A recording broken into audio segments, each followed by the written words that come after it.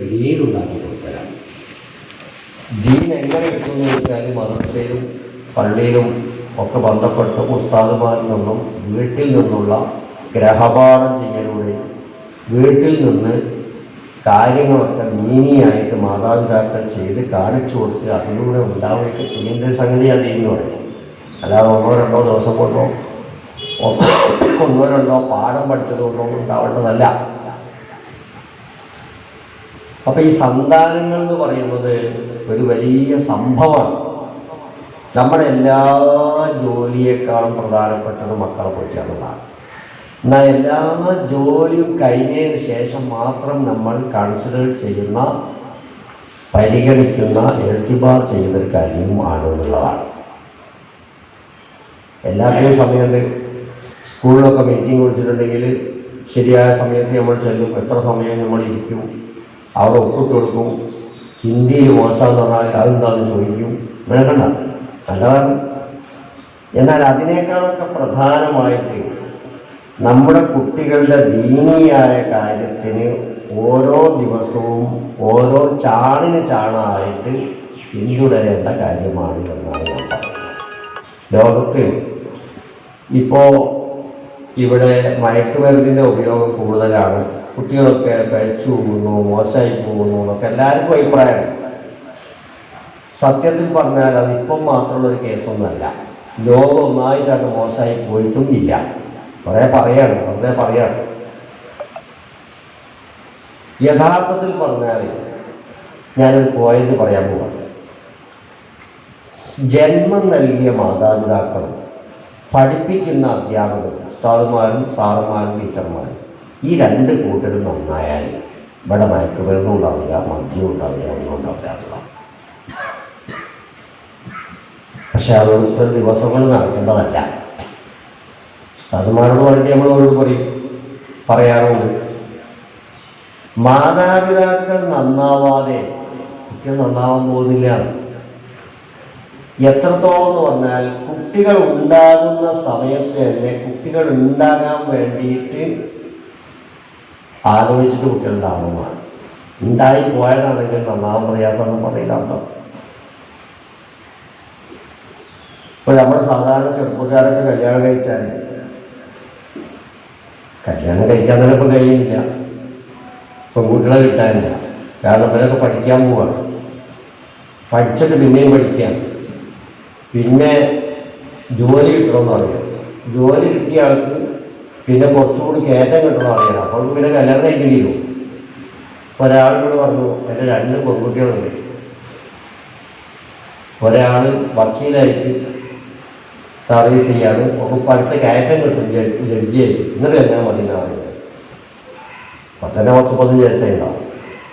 അതിൻ്റെ നേരെ ഇളയതോ ഒരു വേറെന്തോ പഠിച്ചില്ല, എന്താ സിവിൽ എഞ്ചിനീയർ ആവശ്യമാണ്.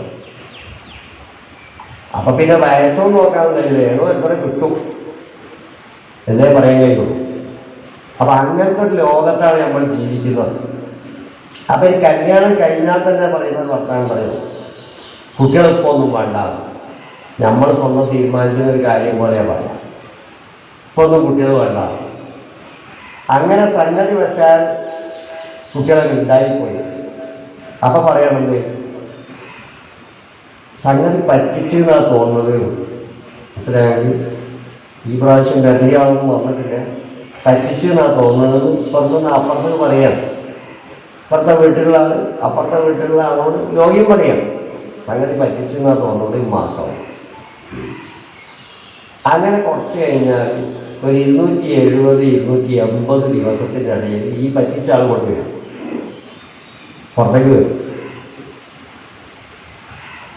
പിന്നെ 2025 മെയ് 25-നാണ് 6-നാണ് ഇപ്പോൾ നമ്മൾ സംസാരിക്കുന്നത്, 25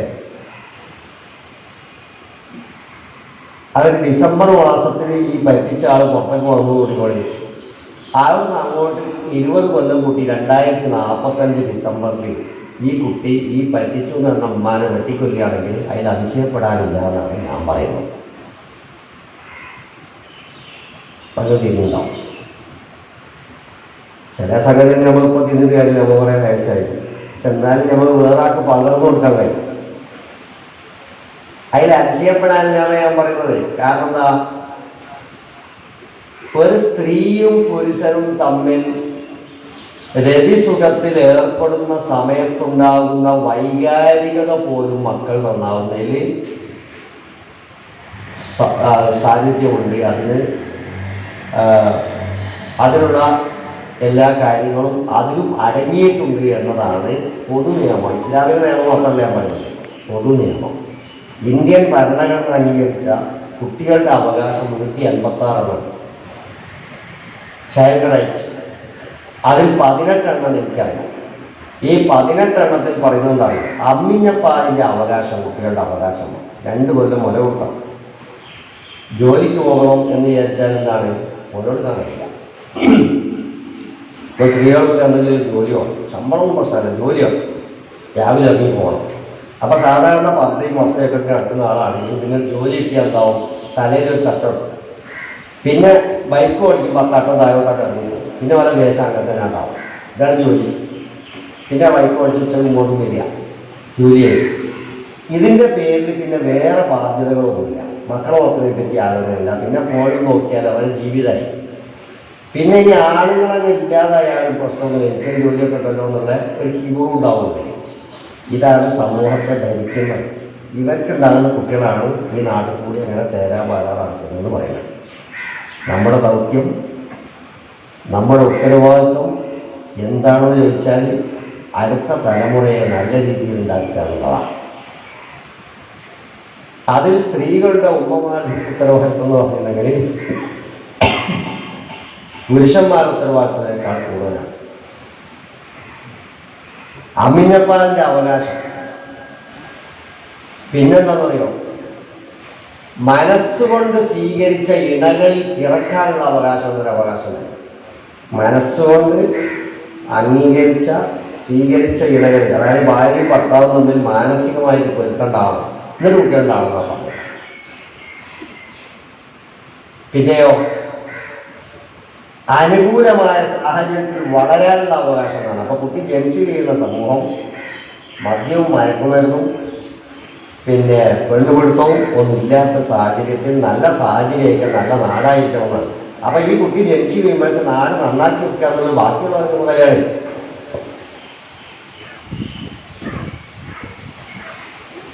ഇങ്ങനെ 18 അവകാശം. ഇങ്ങനെ സ്നേഹം, കാരുണ്യം, ദയ, ദാക്ഷിണ്യം, സ്വാതന്ത്ര്യം എന്ന് കുറേ കാര്യങ്ങളുണ്ട്.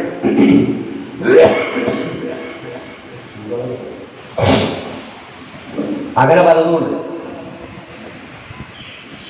ഈ അവകാശങ്ങളൊക്കെ കിട്ടുന്ന രീതിയിൽ കുട്ടികൾ വളർന്നാൽ മാത്രമേ ഉണ്ടാവുള്ളൂ.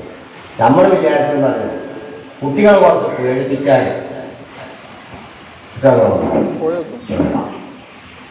ആ കാലം കഴിഞ്ഞ് കുട്ടികളെ പേടിപ്പിച്ചാൽ അതിനേക്കാൾ വലുതാക്കി കുട്ടികൾ ഇങ്ങോട്ട് വേണ്ടിയാറില്ല. നിങ്ങൾ അടിയിലോ കുടുങ്ങിപ്പോവും. അത് കുറച്ച് നേരത്തെ നടന്നേ. ഏത് കാലത്തും കുട്ടികൾക്ക് അവകാശങ്ങൾ നിഷേധിക്കപ്പെട്ട കാരണം കൊണ്ടാണ് കുട്ടികൾ മോശമായതെന്നാണ് ഞാൻ പറയുന്നത്. ഇപ്പോൾ UA ഖാദർ എന്നുള്ളൊരാൾ, അത് കേട്ടുണ്ടോ അറിയില്ല, കൊയിലാണ്ടിക്കാരൻ എടുക്കോ എഴുത്തുകാരൻ. അദ്ദേഹം എഴുതിയൊരു സാധനം ഞാൻ വായിച്ചിട്ടുണ്ട്. അതായത് അദ്ദേഹം നോവലിസ്റ്റാണ്, കഥാകൃത്തുമാണ്, കേന്ദ്ര സാഹിത്യ അക്കാദമി അവാർഡൊക്കെ നേടിയ ആളാണ്. ഇയാളുടെ പാപ്പ മൊയ്തീൻകുട്ടിയാദി എന്ന് പറയും, കൊയിലാണ്ടിക്കാരനായിരുന്നു. മൊയ്തീൻകുട്ടിയാണ് പിന്നെ ആദ്യമാണ്. അദ്ദേഹം ബർമയിലായി, അല്ലേ, ബർമയിലെ വ്യാപാരിയായിരുന്നു. ഞാൻ കോഴിക്കോട്ടെ ആയതുകൊണ്ടാണ് ആ ഉദാഹരണം പറഞ്ഞത്, ഇവിടുത്തെ അറിയാൻ സാധ്യതയുണ്ട്. അവിടുന്ന് അദ്ദേഹം ഒരു ബുദ്ധമത വിശ്വാസിനിയായ സ്ത്രീയെ കല്യാണം കഴിച്ചു, മുസ്ലിം ആക്കിയിട്ട് കല്യാണം കഴിച്ചു. അങ്ങനെ ആ സ്ത്രീ ഗർഭിണിയായി പ്രസവിച്ച സമയത്ത്, ഈ കുട്ടിയെ പ്രസവിക്കുന്ന സമയത്ത് വസൂരി ബാധിച്ചു. വസൂരി അന്നത്തെ വലിയ പകർച്ചവ്യാധിയാണ്, ആൾക്കാർ പേടിക്കുന്ന സംഗതിയാണ്. വസൂരി ബാധിച്ചിട്ട് ഈ സ്ത്രീ പ്രസവാനന്തരം മരിച്ചുപോയി. ഈ കൈക്കുഞ്ഞിന് വസൂരി ഉണ്ട് എന്ന് പറഞ്ഞെങ്കിലും ഇയാൾ ഈ കുഞ്ഞിനെ പോയി ഏതാണ്ട് 5 വയസ്സായ സമയത്ത് ബർമയിൽ നിന്ന് ആ കുട്ടിനെ എടുത്തിട്ട് നടന്നിട്ട് പോകുന്നു. പല വഴിക്കും നടന്നതാണ്. അങ്ങനെ വരുന്ന വഴിക്ക് കപ്പലിൽ കയറിയിട്ടുണ്ട്. കപ്പലിൽ കയറിയപ്പോൾ ഈ കുട്ടിക്ക് ഇങ്ങനെ ചിരങ്ങ് പിടിച്ച് ചീഞ്ഞ കുട്ടിനെ കണ്ടിട്ട് കപ്പലിലെറിയാൻ ആൾക്കാർ പറഞ്ഞു. അങ്ങനെ അദ്ദേഹം സ്വന്തം കുട്ടീനെ ആരും കപ്പലിൽ എറിയുകയോ കൊണ്ടുപോകും. അങ്ങനെ കുട്ടിക്ക് വസൂലി ചെയ്യുന്നില്ല. ചരങ്ങ് രോഗം പണ്ടൊക്കെ ചരങ്ങൊക്കെ ഉണ്ട്, ഇപ്പോൾ ചരങ്ങൊന്നും കാണില്ല. ഇംഗ്ലീഷുകാർ നാട്ടിൽ ചെയ്തിട്ടേ അങ്ങനത്തെ കുട്ടികളൊന്നുമില്ല, ചരങ്ങില്ല, പിന്നെ ചോറിയില്ല, ഒന്നുമില്ല. പണ്ടാക്കെ ഉണ്ടായിരുന്നല്ലോ, നിങ്ങൾക്കൊക്കെ അനുഭവിച്ച ആൾക്കാരായിട്ടുണ്ട്. ഇപ്പം അതില്ല, ഇപ്പം അങ്ങനത്തെ ഒന്നുമില്ല. എന്തിനു ആയാലോ നമ്മുടെ നാട്ടിലൊക്കെ പണ്ട് ചോറ് വെക്കണമെങ്കിൽ സ്ത്രീകൾക്ക് 4 മണിക്ക് മുറത്തിൽ ചേറാൻ തുടങ്ങണം. കല്ല് ഇങ്ങനെ ചേറി ഒഴിവാക്കണം. അരിയിൽ കല്ലുണ്ടാവും. ഇപ്പം ഏതെങ്കിലും ചാക്കിൽ അരിയിൽ കല്ലുണ്ടാവും. ചെയ്യണം പോയി കല്ലുള്ള അരിയായിരുന്നു വേണ്ടിയിരുന്നത്. കല്ലില്ലാത്തതെന്നാണ്, കല്ലില്ല, ചെള്ളില്ല, ഒന്നുമില്ല. കാരണം കീടനാശിനിയായിട്ട് ഉപയോഗിച്ചിട്ട് ചെള്ളൊക്കെ വൈകി പോയി. അപ്പം അങ്ങനത്തെ ഒരു കാലം ഉണ്ടായിരുന്നു, ഇതൊക്കെ ഉണ്ടാകും. അങ്ങനെ ഈ കുട്ടീനെ ഇങ്ങനെ കൊണ്ടുപോന്നിട്ട് ഇവിടെ കൊയിലാണ്ടി ഏറെ സ്ഥലത്ത് തന്നെ വന്നിട്ട് അത് പിന്നെ വളർന്നു. അതല്ല നമ്മുടെ കഥ. അതായത് 8 വയസ്സായ സമയത്ത് ഇയാളൊരു കഥ പറയാം. 8 വയസ്സായ സമയത്ത് അവിടെ കല്യാണം നടക്കുകയാണ് ഒരു നാട്ടിൽ, വലിയൊരു കല്യാണം. അപ്പം കല്യാണത്തിന് പുതുക്കം പോകുമല്ലോ, കല്യാണത്തിന് പുതുക്കം പോകുമല്ലോ. കുട്ടികൾക്കും പെണ്ണുങ്ങൾക്കുമാണ് അതിൻ്റെ ഹരം. നമുക്കത്ര വലിയൊന്നും പറയാം. ബേക്കിലൊരാളുകൾ പിന്നെ ബയ്യറ്റി പോകാൻ പോകുന്നല്ലാതെ ആണുങ്ങളെ പോവുകയല്ലോ. പെണ്ണുങ്ങൾക്ക് പുതുക്കത്തിന് പോയില്ല, കുടുംബത്തിൽ തെറ്റാനാകും മതി. അതാണ് എൻ്റെ ഇത്. ഇപ്പം ഉള്ളത് എനിക്ക് അറിയില്ല. അപ്പം അതൊന്നും വലിയ എന്തല്ല ലേറ്റസ്റ്റ് ആയല്ലോ. ഒരു ജോലിക്കാരും മറ്റൊക്കെ ആണ് പുതുക്കത്തിനോട് ചോദിക്കുന്നത്. ഞാൻ കൊടുത്തു പറഞ്ഞത് പണ്ട് അതാണ് ഒരു പ്രധാനം. അങ്ങനെ പുതുക്കത്തിന് പോയില്ല, തെറ്റിലും പടങ്ങലോ കണ്ട് നല്ലോണം നിൽക്കുന്നവരും എത്തും. അപ്പോൾ വണ്ടി സ്ഥലമല്ലേ കുറച്ചാൾ ഔട്ടാൻ കഴിഞ്ഞു. ഒരു ബസ് വന്ന് നിർത്തിയപ്പോൾ കുട്ടികളെല്ലാവരും അതിൽ കയറിയിരുന്നു. കുട്ടികളെ കയറി നോക്കിയിട്ട് ബൈക്കിലേക്ക് കയറാൻ സമയമില്ല. അപ്പോൾ ഒരു കുടുംബത്തിലൊരു കാരണവനോട് വന്നിട്ട് പറഞ്ഞു, എന്താ ഭാഗത്തിൽ നിങ്ങളെല്ലാവരും കയറി ഇരുന്നാൽ മതി, എല്ലാവരെയും കൊണ്ടുപോകണമെന്നുണ്ടെങ്കിൽ എല്ലാവരും ഉമ്മാരെ മടിയിലിരിക്കണം, സ്വന്തമായിട്ട് സീറ്റിലിരിക്കാൻ പാടില്ല. അപ്പോൾ സീറ്റ് ഉണ്ടാകാൻ വേണ്ടി ചെയ്തു. അപ്പം എല്ലാ ഉമ്മാരെയും ഇരുന്നപ്പോൾ കുട്ടികളെല്ലാവരും മടിയിൽ വരും. അങ്ങനെ നോക്കുമ്പോൾ നമ്മൾ ഈ പറഞ്ഞ കാതറിരിക്കാൻ സീറ്റില്ല. അവരുമ്മല്ലേ, ഉമ്മല്ലാത്തവരെ ഔട്ടായി. ഇവനൊരു കമ്പിൻ്റെ മുകളിൽ ഇങ്ങനെ ചാരി ഇങ്ങനെ നിന്നു. കമ്പി ചാരി കാതറ് നിന്നപ്പോൾ കാരണവർ പിന്നെയും വന്നു. എല്ലാവരും ഇരുന്നില്ലേ, എന്താണ് ഇരിക്കാത്തത്, എല്ലാവരും ഇരുന്ന് കിടക്കണം, ഉമ്മാൻ്റെ വഴി പോയിരിക്കാം, എനിക്കെന്താണ് നിൽക്കാനോ അല്ലെങ്കിൽ കിമറനായി നിൽക്കാനൊക്കെ പറഞ്ഞുണ്ടാക്കി. എന്നാൽ പിന്നെ എനിക്ക് പോകാൻ ഒറ്റ ഉണ്ടം കൊടുത്ത് ബസ്സിന് പുറത്തേക്ക്. എന്നിട്ട് ബസ്സിൻ്റെ ഡോർ അടിച്ചു. ബാക്കിയുള്ള കുട്ടികൾ കാതറിന് ടാറ്റ കൊടുത്തു. അതാണ് കാതറിൻ്റെ മനസ്സിൽ ഏറ്റവും വലിയ വിഷമമായത്. അങ്ങനെ കാതറ് ഒരു പിന്നെ തെങ്ങിന് ചാരി ഇങ്ങനെ നോക്കിയ കാരണങ്ങൾ. അപ്പോൾ ഒരാളെങ്ങനെ വന്നു. അതാരെയുന്നത് അത് നമ്മുടെ CH മുഹമ്മദ് മനസ്സിലായില്ലേ, ലീഗിൻ്റെ മെച്ചു. അപ്പോൾ CH മുഹമ്മദ് സാഹിബ് നാടാ. അദ്ദേഹം ഇങ്ങനെ വരിക. അദ്ദേഹം വന്നിട്ട് ഒരു ഉദാഹരണം പറഞ്ഞോ, രാഷ്ട്രീയം ഒരു കൂട്ടണ്ട, കുട്ടീനെ അവഗണിച്ച് പറയാൻ പാടില്ല. അദ്ദേഹം നിലവിളിച്ചു. അദ്ദേഹം എല്ലാ കഴിവുള്ള ആണെന്ന് പറഞ്ഞത്. പക്ഷെ എന്താ ഇവിടെ നിലവിളിക്കുന്നത് ചോദിച്ചു. എല്ലാവരും കല്യാണത്തിന് പോയി എന്നെ കൊണ്ടുപോയില്ല. അതിൽ എല്ലാവർക്കും ഉമ്മണ്ട്, എനിക്ക് ഉമ്മല്ല. എല്ലാവർക്കും ഉമ്മണ്ട്, എനിക്ക് ഉമ്മല്ല എന്ന് പറഞ്ഞത് CH വേദനിപ്പിച്ചു. CH ആ കുട്ടിനെ കൈ പിടിച്ചിട്ട് പറഞ്ഞു. അപ്പം തന്നെ ഒരു മോട്ടിവേഷൻ കൊടുക്കും. എന്താ അറിയോ, എടാ കരയാൻ പാടില്ല, നമ്മൾ ആണുങ്ങൾ കരയാൻ പാടില്ല, കരയിൽ പെണ്ണുങ്ങളല്ല. കരച്ചിലൊക്കെ നടത്തി നമ്മൾ കല്യാണത്തിന് പോയി ഞാൻ നോക്കിട്ടാണ്. അങ്ങനെ കല്യാണ വീട്ടിലേക്ക് കൊണ്ടുപോയി കുട്ടിയെ. എന്നിട്ട് അവിടുന്ന് പിന്നെ CH കിട്ടിയ പോലെ നാരങ്ങാവളം കോലും വാങ്ങിക്കൊടുത്ത് ചോറൊക്കെ വാങ്ങിക്കൊടുത്ത്. പിന്നെ CH പറഞ്ഞു, എൻ്റെ വീട് ഈ കല്ലാണ്, എൻ്റെ ഉപ്പയും എൻ്റെ ബാപ്പയും ഇങ്ങോട്ട് ഞാൻ തന്നെയാണോ, ഇവിടേക്ക് വന്നാൽ മതി. അങ്ങനെ ആ സംഭവം തീർന്നു. അത് യുവക്കാതിൽ എഴുതിയ ലേഖനത്തിലുള്ളതാണ് ഞാൻ പറഞ്ഞത്. എൻ്റെ വിഷയം എന്താ പറയുന്നത്, ഒരു കല്യാണത്തിന് പോകുമ്പോൾ ഒരു കുട്ടിക്ക് ബാപ്പുണ്ടോ ഉമ്മ ഉണ്ടോ നോക്കിയിട്ട് അതിനെ പോലും പരിഗണിച്ചിട്ട് ആ കുട്ടിയെ കൂടി കൊണ്ടുപോകാൻ കഴിയാത്ത ഒരു കാരണവന്മാർ കഴിഞ്ഞു പോയിട്ടുണ്ട് കഴിഞ്ഞ കാലത്ത്. അക്കാലല്ല ഇതിന് പറയാനാണ് പറഞ്ഞത്. എല്ലാ ആളുകളെയും പരിഗണിക്കുക. ഒരു കുട്ടി അങ്ങനെ നിൽക്കുന്നുണ്ടാൽ ഈ മക്കൾക്ക് എന്താണ് അതിൻ്റെ ആവശ്യം എന്ന് പറയുന്നത്. അതായത് കുട്ടികളുടെ ആവശ്യവും കുട്ടികളുടെ വികാരവും മനസ്സിലാക്കാൻ കഴിയാത്ത തലമുറയായിരുന്നു കഴിഞ്ഞു പോയത്. അതുകൊണ്ട് കുറേ ആൾക്കാർ മോശമായി പോയിരുന്നു. കുട്ടികളെ പുസ്തകങ്ങൾ പഠിക്കണം, അധ്യാപകരും പഠിക്കണം, രക്ഷിതാക്കളും പഠിക്കണം. കുട്ടികളെങ്ങനെ ചിന്തിക്കുന്നതെന്ന് നമ്മൾ ആലോചിക്കണം. കുട്ടിക്ക് പല വിവരമുണ്ട്. 15 വയസ്സായ കുട്ടി ഒരു വീട്ടിലുണ്ടായാൽ ആൺകുട്ടിയായാലും പെൺകുട്ടിയായാലും ഈ കുട്ടിയോട് നമ്മൾ കുറേ ഉപദേശങ്ങൾ കൊടുക്കും. അപ്പോഴൊക്കെ ഈ കുട്ടി തിരിച്ചു വിചാരിക്കുന്നത് ഈ മൊയന്ത എന്നാണ് നേരായി കിട്ടുക എന്നുള്ളതാണ്. അതായത് നിങ്ങളെ പറ്റിയാണ് മൊയന്ത എന്ന് ഓൻ പറയുന്നത്. തന്തവൈബ് എന്നാണ് പേര് പറയാം. ഒന്നും തിരിയാത്തതിനാണ് നമ്മൾ മൊബൈല് കേട്ടുന്ന നമ്മൾ ആർക്കോടെ നന്നായിക്കാം, ആർക്കോടെ നന്നായിക്കാം. നമ്മളെ പുരയുടെ ഏറ്റവും ജോലി കുട്ടിക്കൊണ്ടുണ്ട്. അതിൻ്റെ അർത്ഥം എന്താ? അതിൻ്റെ ഉസ്താദ് ഓനാണെന്നാ. അപ്പൊ നമ്മളെന്തായി മൊയന്തയില്ലേ? അതാണ് ലോകം. വിവരത്തിന്റെ ലോകത്ത് അവരാണ് മുമ്പ് എന്ന് പറയുന്നത് അതാണ്. ഇങ്ങനത്തെ ലോകത്ത് കുട്ടികൾ പറയുന്ന എല്ലാം അംഗീകരിച്ച് കൊടുക്കണം എന്നല്ല ഞാൻ പറഞ്ഞു. കുട്ടികളെ മനസ്സിലാക്കി പെരുമാറാൻ നമുക്ക് സാധിക്കണം. അല്ലെങ്കിൽ നമ്മൾ നോവും, നമ്മൾ കുഴങ്ങും. ചില ആൾക്കാർ കുട്ടികൾക്ക് കുട്ടികളുടെ കാര്യത്തിൽ എന്നും വിഷമിക്കുന്നവരും ടെൻഷനുള്ളവരും ആവശ്യമില്ലാതെ ചിലപ്പോൾ കുട്ടിയെ കാട്ടുപോകും എന്തോ ഒരു സ്നേഹം അതിൻ്റെ പേരിലായിരിക്കും. ഈ സ്നേഹം എങ്ങനെയാണെന്നുള്ളത് നമ്മൾ ആലോചിക്കേണ്ട കാര്യമാണ്. കല്യാണം കഴിച്ചു കൊടുക്കേണ്ടിയാണെങ്കിൽ കഴിച്ചു കൊടുക്കുന്നതായിരിക്കും നല്ലത്. അല്ല നിങ്ങളൊന്നും ഇങ്ങനെ വേജാറായി പ്രഷറും ഷുഗറും കൂടി ലാസ്റ്റ് കാണും പറ്റിയില്ല ജീവിക്കില്ല ഓർമ്മ.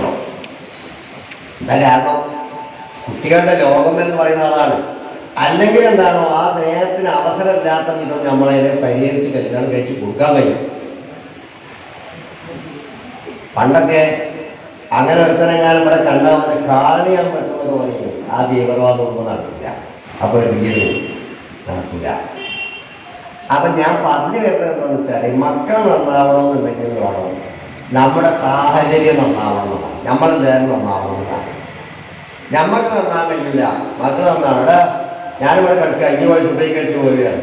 കല്യാണത്തിന് വന്നേക്കുന്നവര് ഇരിക്കുന്ന കൂടുതൽ അവിടെ ഇനി കല്യാണത്തിന് പോയി പോരാണ്. അത് ശരിയാവും. സുബൈക്ക് എല്ലാവർക്കും പറ്റണ്ടേ? ഞാനിവിടെ കിടക്കുകയാണ്, ഇനി പോയി സുബൈക്ക് വെച്ച് പോരുക എന്നാൽ നടക്കുമോ? അതെ, ഞാനും പള്ളിയിൽ പോവുകയാണ് സുബൈക്ക് കയറ്റിയാണ് ഇനിയും പോരുമെന്ന് പറഞ്ഞാൽ ചിലപ്പോൾ 2-3 ദിവസം പറയുമ്പോൾ 1 ദിവസം പോരും. അങ്ങനെ ശരിയാകും പറഞ്ഞത്. അതാണ് നമുക്ക് വേണ്ടത്. ഇനി ഞാൻ നിങ്ങൾക്ക് ഒരു ഉദാഹരണം പറഞ്ഞാൽ നല്ല കാറ്റൊക്കെ ഉണ്ട്, അതിന് ശ്രദ്ധിക്കണ്ട. അപ്പോൾ അവസരം കാക്കട്ടെ. നമ്മൾ ഒരു 25 ഏക്കർ സ്ഥലം നമുക്ക് കൂടിക്കൊള്ളു.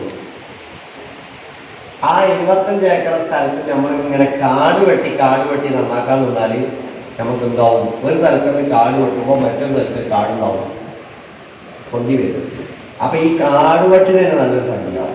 ഈ സ്ഥലം വിറ്റ് പോവുക നല്ലതെന്ന് തോന്നണം. വിൽക്കാണ്ട് കഴിയുന്നില്ല, നഷ്ടമില്ല. അങ്ങനെ ഉണ്ടാവും. അതേ സമയത്ത് നമുക്ക് എന്ത് ചെയ്യാം? ഈ സ്ഥലത്ത് ആദ്യം ഒറ്റ പ്രാവശ്യം കാടങ്ങോട്ട് വെട്ടുക. കാടൊക്കെ വെട്ടി ക്ലിയറാക്കിയിട്ട് 4 അതിരിലും നല്ല മതിലൊക്കെ കെട്ടിയിട്ട് അതിലൊക്കെ തേക്ക് വെച്ച് കൊടുക്കുക. നല്ല മരം, അല്ലെ അക്കേശി, അങ്ങനെ മരങ്ങൾ വെച്ച് കൊടുക്കുക. അത് 10-20 കൊല്ലം കഴിയുമ്പോൾ അതിന് ഉപകാരം ഉണ്ടാവും. നല്ല വിലക്ക് കൊടുക്കുക. പിന്നെ ഇടക്കയ്യാലകളൊക്കെ മതിലുകളൊക്കെ അങ്ങനെ കെട്ടിയിട്ട് അതിൻ്റെ ഇടയിലൊക്കെ എന്തെങ്കിലും വെക്കുക. കുറച്ച് വാഴ വെക്കുക, കുറേ പ്ലാവ് വെക്കുക, കവുങ്ങ് വെക്കുക, തെങ്ങ് വെക്കുക, കുറേ തൈൻ്റെ മുകളിലൊക്കെ കുരുമുളക് ഇടുക, കുറച്ച് പച്ചക്കറി ഉണ്ടാക്കുക. പിന്നെ തേൻ്റെ പെട്ടി വെക്കാൻ പറ്റുന്ന തേൻ്റെ പെട്ടി വെക്കുക. വിവിധ രൂപത്തിലുള്ള ഫലങ്ങൾ ഉണ്ടാക്കുക. മനസ്സിലായി? അങ്ങനെയാണ് ഒറ്റ കാട് വെട്ടിയാണ്. പിന്നെ കാട് വരില്ല. കാരണം എന്താ? ഇതിലൊക്കെ വിളകളായി. വിളകൾ വന്നാൽ പിന്നെ കള വരില്ല. കള ശരിയാക്കിയില്ലേ? ഉദാഹരണം മനസ്സിലായോ? നിങ്ങൾക്ക് മനസ്സിലായോ? കാട് വെട്ടിക്കൊണ്ടേ ഇരുന്നാൽ കാട് വെട്ടാനേ കൂടുള്ളൂ, സംഗതി പൈസയും ചെലവോ. കാട് വെട്ടി വിളകൾ വെച്ച് കഴിഞ്ഞാലോ പിന്നെ കാട് വെട്ടേണ്ടി വരില്ല, പൈസ ഇങ്ങോട്ട് വരാനും പോകും. ഞാൻ എന്തിനാ പറഞ്ഞത്? എനിക്ക് 25 ഏക്കർ സ്ഥലമില്ല, 25 സെന്റ് സ്ഥലമില്ല. ഞാൻ ഈ ഉദാഹരണം പറഞ്ഞതിനാ വെച്ചാൽ ഇതേപോലെ രക്ഷിതാക്കൾ പറയാണ് കുട്ടികളോട് ഇനി അങ്ങോട്ട് പോകരുത്, ഇങ്ങോട്ട് പോകരുത്, ഓരോ കൂടെ കൂട്ടുകൂടരുത്, ഇവൻ്റെ കൂടെ കൂട്ടുകൂടരുത്, ആടെ പോകുമ്പോൾ ഇനി മയക്കുമരുന്നുണ്ടോ നോക്കണം, വേഗം ഇങ്ങനെ തപ്പി നടക്കണം എന്നിങ്ങനെ പറഞ്ഞിട്ട് ബാപ്പയും ഇമ്മ ഇങ്ങനെ ബേജാറായി. രാവിലെ പോകുമ്പോഴും ബേജാറ്, രാത്രിക്ക് വന്നിട്ടും ബേജാറ്, രാത്രി വന്ന് കിടന്നിട്ടും ബേജാറിന് കുറ്റിട്ടിട്ടാണ് കിടക്കുന്നത്, ഇതിനുള്ളിൽ നിന്നാണ് നടക്കുന്നത് ബേജാറ്. കമ്പ്യൂട്ടറിന്റെ മുമ്പിൽ ഇരിക്കുമ്പോൾ ബേജാറ്, കമ്പ്യൂട്ടർ ഇങ്ങോട്ടാണ് തിരിച്ചിട്ടിരുന്നത്, ഇതിനുള്ളിൽ എന്താ കാണുന്നുള്ള ബേജാറ്. ബേജാറോട് ബേജാറ്, സർവ്വവ്യാപിയായ ബേജാറ്. പ്രഷറും ഷുഗറും ഒക്കെ അമ്മക്ക് കൂടാൻ തുടങ്ങി, ബാപ്പക്ക് കൊളസ്ട്രോളും കൂടാൻ തുടങ്ങി. ആകെ ഇടങ്ങേറ്. കുറച്ച് സൂക്കാറുകൾക്ക് ബേജാറ് കൂടിയാൽ ഫീലിംഗ് ബാക്കി പോകുന്നതാണ്. ഇങ്ങനെയൊക്കെ ഉണ്ട്. അതിന് പകരം ഞാൻ പറഞ്ഞെന്താണെന്നറിയാതെ, ഈ കാട് വെട്ടിയിട്ട് അതിലുള്ള സാധനങ്ങളൊക്കെ ധാന്യങ്ങളും മറ്റു നല്ല വൃക്ഷത്തൈകളും ഒക്കെ വെച്ചതുപോലെ നാട്ടിലുള്ള എല്ലാ മനുഷ്യന്മാരും, നമ്മളെല്ലാവരും, മാതാപിതാക്കളെല്ലാവരും വലിയവരൊക്കെ അത് നന്നായി കഴിഞ്ഞാൽ തരാം. പിന്നെ നമ്മളെന്താക്കണ്ട, ഇവരോട് മദ്യപിക്കണ്ട, മയക്കുമരുന്ന് എടുക്കണ്ട, മറ്റേതാക്കണ്ട എന്ന് പറയണ്ട, കൂട്ടത്തിൽ ഓരോന്നും നന്നായിക്കോളൂ. ഇതാണ് ഇപ്പോൾ ഞാൻ പറഞ്ഞത്. ആദ്യം പറഞ്ഞത് കാട് വെട്ടുക എന്നുള്ള എളുപ്പമുള്ളതാണ്, പൈസ ചെലവാക്കിയാൽ മതി. മറ്റേ രണ്ടാമത് ദിവസം പ്രയാസമുള്ളതാണ്, എന്നും ശ്രദ്ധിക്കണം. കാരണം ഇപ്പോൾ നമ്മൾ ഒരു തൈ വെച്ചാൽ, റബ്ബർ തൈ വെച്ചാൽ മക്കൾ നോക്കുമ്പോൾ നോക്കണം, അല്ലാതാവില്ല. വായ വെച്ചാൽ കാറ്റടിക്കുമ്പോൾ എന്താണ്, നാട്ട കൊടുക്കണം, അപ്പം തന്നെ പോകണം. അപ്പോൾ മഴ പെയ്ത് തോന്നുന്നത് മതിയാവില്ല, മഴ തന്നെ പോയി കെട്ടേണ്ടി വരും. ഇതേപോലെ നമ്മൾ കുട്ടികളൊക്കെ ചെയ്യണം. നമ്മളൊക്കെ അങ്ങ് നന്നായി കഴിയാവുന്നതാണ് എന്ന് പറഞ്ഞാൽ,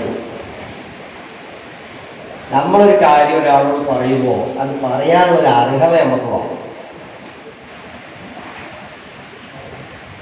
ആലോചിച്ച് റമദാൻ മാസത്തിൽ എല്ലാ വലിയ ആൾക്കാരും പിന്നെ പള്ളിയിൽ അന്ന് നിസ്കരിക്കുന്നത്, തറാവീഹ് നിസ്കരിക്കുന്നത്, അല്ലാതെ എഴുതുന്നത്, വയലിൽ എത്തുന്നത്, പോകുന്നത്, വീട്ടിലുള്ള പെണ്ണുങ്ങളെ കാണും നിസ്കരിക്കുന്നത്, ഒരു വേണ്ട കാര്യങ്ങളൊക്കെ ചെയ്യുന്നത്. അങ്ങനത്തെ നാട് സങ്കല്പിച്ച് നോക്കി. ആ നാട്ടിലെ കുട്ടികളോട് പള്ളി പോകണമെന്ന് പറയേണ്ടി വരുമോ? പറയേണ്ടിയില്ല. നോമ്പ് നമ്മളെ കുട്ടികളോടൊക്കെ നിർബന്ധിച്ചിട്ട് നമ്മുടെ കുട്ടികൾക്ക് നോമ്പെടുക്കുന്നത് അല്ല, അങ്ങനല്ലോ. എൻ്റെ വാപ്പയും ഉമ്മയൊക്കെ ചെറുപ്പത്തിൽ നോമ്പെടുക്കുന്നത് കണ്ട്, അപ്പോൾ 4 വയസ്സ് 5 വയസ്സായപ്പോൾ ഞാൻ ഇന്നെ വിളിക്കണം, അത്താഴം കഴിക്കാൻ എന്തെങ്കിലും വിളിക്കണം എന്ന് പറഞ്ഞ് അവർ വിളിച്ചില്ല. അപ്പോൾ പിറ്റേന്ന് ഞാൻ കരഞ്ഞി, എന്നെ വിളിക്കാത്തതിന് കരഞ്ഞി. അപ്പോൾ ഇതൊരു ഇൻട്രസ്റ്റ് ഉള്ള പരിപാടി. പിന്നെ അമ്മ പറഞ്ഞ് ഇനി ഉച്ച വരെ നോറ്റാൽ മതി എന്ന് പറഞ്ഞു. അങ്ങനെ ഉച്ചയ്ക്ക് വരെ പരിശീലനം പറഞ്ഞു. പിന്നെ അത് വൈകുന്നേരമായി, പിന്നെ വൈകുന്നേരമായി.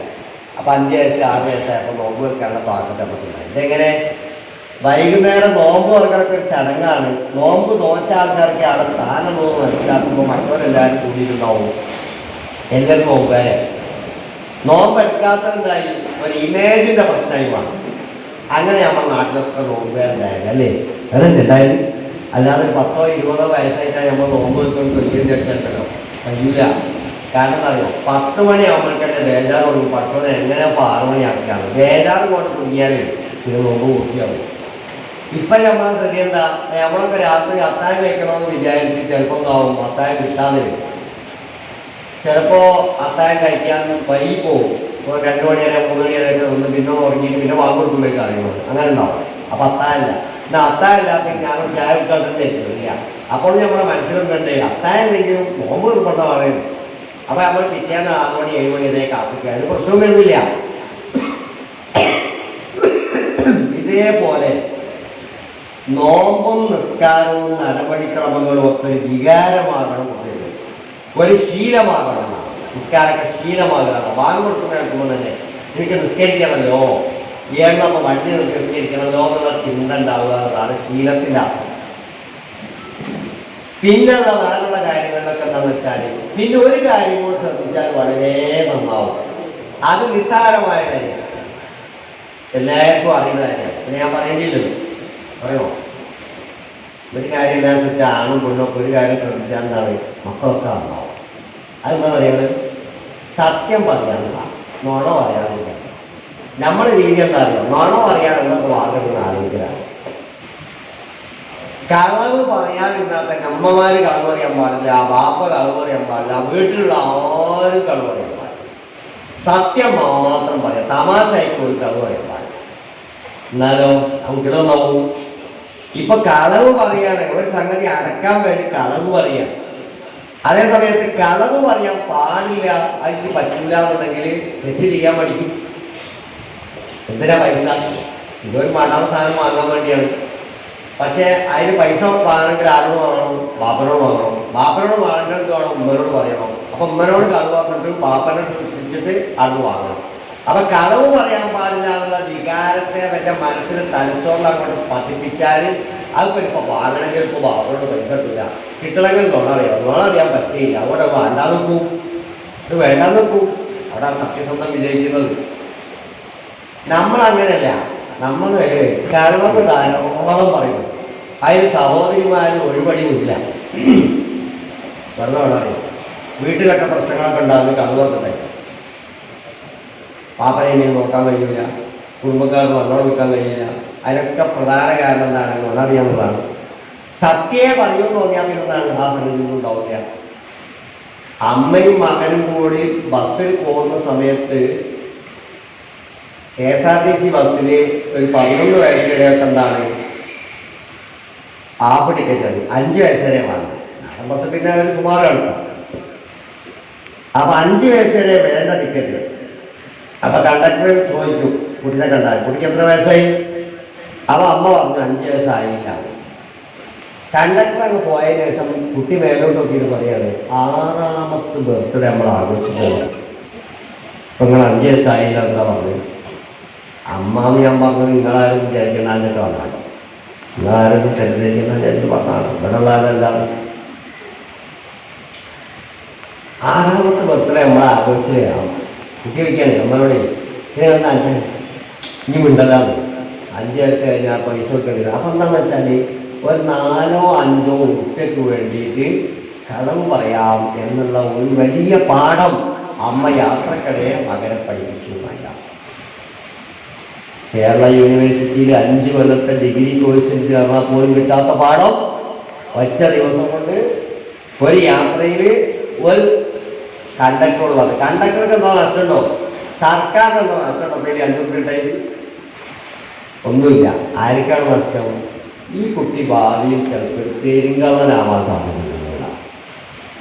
ഇത് ആലോചിച്ച് നോക്കി. അയൽവക്കത്തെ വീട്ടിൽ നിന്ന് ആശുപത്രിയിൽ പോകാൻ വേണ്ടി ഒരു ഫ്ലാസ്കിന് വേണ്ടി വന്നു, സങ്കല്പിക്കണേ.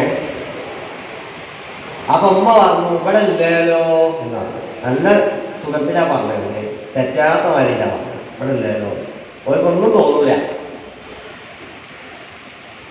അപ്പോൾ ഉമ്മാൻ്റെ വായ്പ കെട്ടി അടുക്കുന്ന പെൺകുട്ടികളുണ്ടാവും. ഈ പെൺകുട്ടി ആ പോയതിനനുസരിച്ച് ചോദിച്ചാൽ ഇവിടെ 2 ഫ്ലാസ്ക് ഉണ്ടല്ലോ, ഇത് കണ്ടില്ല എന്ന് പറഞ്ഞേ. അതൊക്കെ പോരാടെ കൊണ്ട് പൊട്ടിച്ചുകൊണ്ടു, പിന്നെ നമുക്കിതുണ്ടാവില്ല. അപ്പം കുട്ടിക്ക് എന്ത് മനസ്സിലായി? അയൽപക്കത്തുള്ള ആൾക്കാരാണെങ്കിൽ പോലും നമ്മുടെ സ്വാർത്ഥത ആണ് പ്രധാനം. അത് സാധനം അങ്ങനെ കൊടുക്കാൻ പാടില്ല. ആദ്യം പിസ്കൊക്കെ ഈ പെൺകുട്ടി ഉണ്ടാവും. പിന്നെ പറഞ്ഞു ഒരാൾക്ക് ഒരു കാര്യം കൊടുക്കില്ല. ഇതിപ്പോൾ മദ്രസ പഠിച്ചതാ, സ്കൂളിൽ പഠിച്ചത്. ഇവിടെ ആഗ്രഹത്തിൽ 125 പാഠം പഠിപ്പിക്കുന്നതിനേക്കാൾ എന്താണ് ഉമ്മാൻ്റെ ഈ പാഠം പറയുന്നത്. ഇതേപോലെ നമ്മൾ സത്യസന്ധരായ എന്താണ് നമുക്കൊക്കെ പറയാൻ കൊള്ളണം. നമ്മൾ ജോലിയിലും നമ്മളെ ഇടപാടിലും ഒക്കെ എന്താണ് സത്യം പറയണം. ജോലി കച്ചവടമൊക്കെ ഉണ്ടായാൽ ലാഭമൊക്കെ വേണം. ലാഭം ഇല്ലാണ്ട് കച്ചവടം ചെയ്താലൊന്നും കച്ചവടം മുന്നോട്ട് പോകില്ല. നാട്ടിൽ നടക്കുള്ള ലാഭമൊക്കെ എടുക്കുകയും വേണം. പക്ഷെ അങ്ങനെയാണെങ്കിൽ മനുഷ്യന്മാരെ കൊല്ലരുത്. ഗൾഫ് പോയപ്പോൾ അറബി എന്ന പൈസക്കാരനായിരുന്നു. കുറേ കാലം അറബിയുടെ കീഴിലായിട്ട് ജോലി ചെയ്തപ്പോൾ ഒന്നുമില്ലാണ്ട് ഇവിടെ പോയോ ഇവിടെ എല്ലാം ഒമ്പാടും ഉണ്ടാക്കി പല കച്ചവടം തുടങ്ങി, പല വീടും എടുത്ത് വലിയ കച്ചവടക്കാരനായി. അന്ന് വലിയ പൈസക്കാരനായിട്ട് വലിയ ഉത്സാഹം ഇരുന്ന അറബി പന്താസ്ഥിതി അറബിനൊപ്പം എത്തിക്കാനെ ചേർന്നതേ ഓർത്തിലായി. ഇതേ സംഗതി ഇതൊക്കെ വലിച്ചു വേദന. എന്നിട്ട് വിട വന്നത് എന്താണ്? ഉസ്താദിന് 500 ഉറുപ്പിക കൊടുത്ത് പള്ളിക്ക് 1500 ഉറുപ്പിക കൊടുത്താൽ മക്കൾ ഒന്നാണെന്ന് വിചാരിക്കേണ്ടെന്നൊക്കെ പറഞ്ഞില്ല. അർത്ഥം സമ്പാദിക്കുന്നതാണ്. പുല്ലു ലഹ്മിൻ നബത്തമിനൽ ഹറാമി ഫന്നാറു ഔലാബിഹി. ഹറാമിൽ നിന്ന് മുളച്ചതെല്ലാം നരകവുമായിട്ടാണ് ബന്ധം. ഹലാലായിട്ട് നല്ലതായിട്ട് നമ്മൾ ദ്വാരക്കുന്ന അല്ലാഹുമ്മ ഇന്നാ നസ്അലുക ഇൽമൻ നാഫിയ വഅമലൻ മുതഖബ്ബല വരിസ്കൻ ഹലാലൻ ത്വയ്യിബ. പഠിച്ചവനെ ഹലാലും ത്വയ്യിബുമായ ഭക്ഷണം നൽകണേന്നാണ് നിങ്ങൾ ദ്വാരക്കുന്നത്. ഹലാലായിരിക്കണം, അനുവദനീയതായിരിക്കണം. എന്നാൽ മാത്രം പോലെ ത്വയ്യിബു ആയിരിക്കണം എന്നാണ്, നല്ലതായിരിക്കണം എന്നാണ്. എന്താ നല്ലത്? നല്ല ഫ്രഷായ ഭക്ഷണം കഴിക്കുന്നതാണ്. അപ്പം ഞാനിപ്പോൾ നിങ്ങളുടെ വീട്ടിൽ വന്നു, നിങ്ങൾക്ക് ശ്രദ്ധിച്ചോക്കാം. പക്ഷെ നിങ്ങൾ തീരെ മെയിൻറ്റെയിൻ ചെയ്യുന്നു, ആ ഭക്ഷണം ത്വയ്യിബല്ല. പരസ്പര തൃപ്തിയോടുകൂടി ഭക്ഷണം കഴിക്കണം. തരുന്ന ആൾക്കും തൃപ്തിയുമാണ്, തിന്നുന്ന ആൾക്കും തൃപ്തിയുമാണ്. ഹോട്ടലാണെങ്കിൽ പോലും മെയിൻ ചെയ്യുന്ന ഹോട്ടലിൽ കയറാൻ പാടില്ല.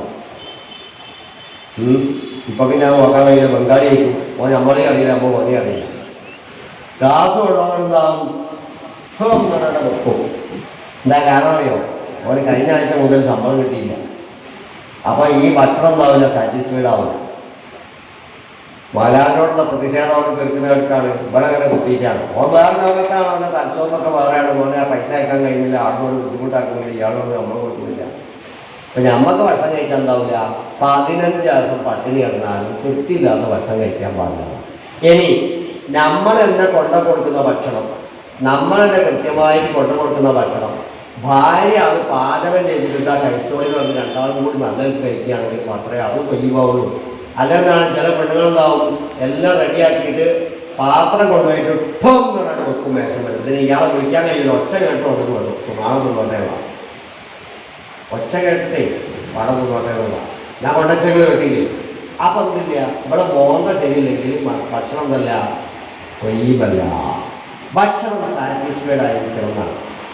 ഞങ്ങൾക്കറിയാം, ഉസ്താനൊക്കറിയാം, നമുക്കൊക്കെ അറിയാം. ഞങ്ങൾ ചില സ്ഥലത്ത് ചിലപ്പോൾ നമ്മളെ ആൾക്കാർ വല്ലാതെ ക്ഷണിക്കും. എന്നിട്ട് പറയും ഒരു ഭക്ഷണം കഴിച്ചിട്ടേ പോകാൻ പാടുള്ളൂ. അപ്പം എന്ത് തിരക്കുണ്ടെങ്കിലും നമ്മൾ നിൽക്കുന്ന കാരണം പറയും, അത് ഓരോ ആഗ്രഹം. ആ ഭക്ഷണം കഴിച്ചാൽ ഒന്ന് ദ്വാരക്കം ചെയ്താൽ രണ്ട് കൂട്ടർക്കും ഭയങ്കര സമയമില്ല. ഞാൻ വളരെ കൂടുതൽ ഒരു ബന്ധമുള്ള ഒരു സ്ഥലമുണ്ട്, പാനൂർ. ഒരു ദിവസം അവിടെ പള്ളിയിൽ ഞാൻ മരുന്ന് പറയാൻ പോകുമ്പോൾ അവിടെ ഭക്ഷണത്തിന് പോകും. അങ്ങനെ ഞാൻ വേറെ ആളോട് പറഞ്ഞു, ഞാനാണെന്നാണ് മരുന്ന് പറയാൻ പറ്റുന്നത്, ഡോക്ടറോട് പറഞ്ഞേക്കാണ്, ഞാൻ ഡോക്ടറാണ്. അപ്പോൾ ഭക്ഷണത്തിന് ഞാനടുത്തത് വേറെ സ്ഥലത്ത് പോയാലും മുപ്പർക്ക് അത്ര ഇതല്ല, ഞാൻ അവിടെ പോകണമെന്നുള്ളതാണ്, നിങ്ങൾ ജോലിക്കാരാണ്. അങ്ങനെ സത്യം പറഞ്ഞാൽ ഡോക്ടറോട് ഇത് വീട്ടിൽ പറയാൻ പറഞ്ഞു. നോമ്പെടുക്കാൻ ഒരാൾ ചെല്ലുന്നത് വീട്ടിൽ പറഞ്ഞാണ്ട് നോമ്പെടുക്കാൻ എറിയുന്നെങ്കിൽ പെണ്ണുങ്ങളെ മുഖം ഉണ്ടാവും, ശരിയല്ലേ? ഓരെന്താ ചെയ്യുന്നത്? പുറത്തുനിന്ന് ഒരാൾ വന്നാൽ ഭയങ്കര പ്രശ്നമില്ലായി, ഓരോ അഭിമാന പ്രശ്നമല്ലേ? ഇയാൾ വന്നില്ലല്ലോ. അങ്ങനെ ഞാനവിടെ നോമ്പെടുക്കാൻ എത്തുന്ന സമയത്താണ് ഇയാൾ സലാം പറഞ്ഞപ്പോൾ അയ്യെന്ന് പറഞ്ഞു മനസ്സിലായി, ഇയാൾ പറഞ്ഞു വയ്ക്കുന്നത്.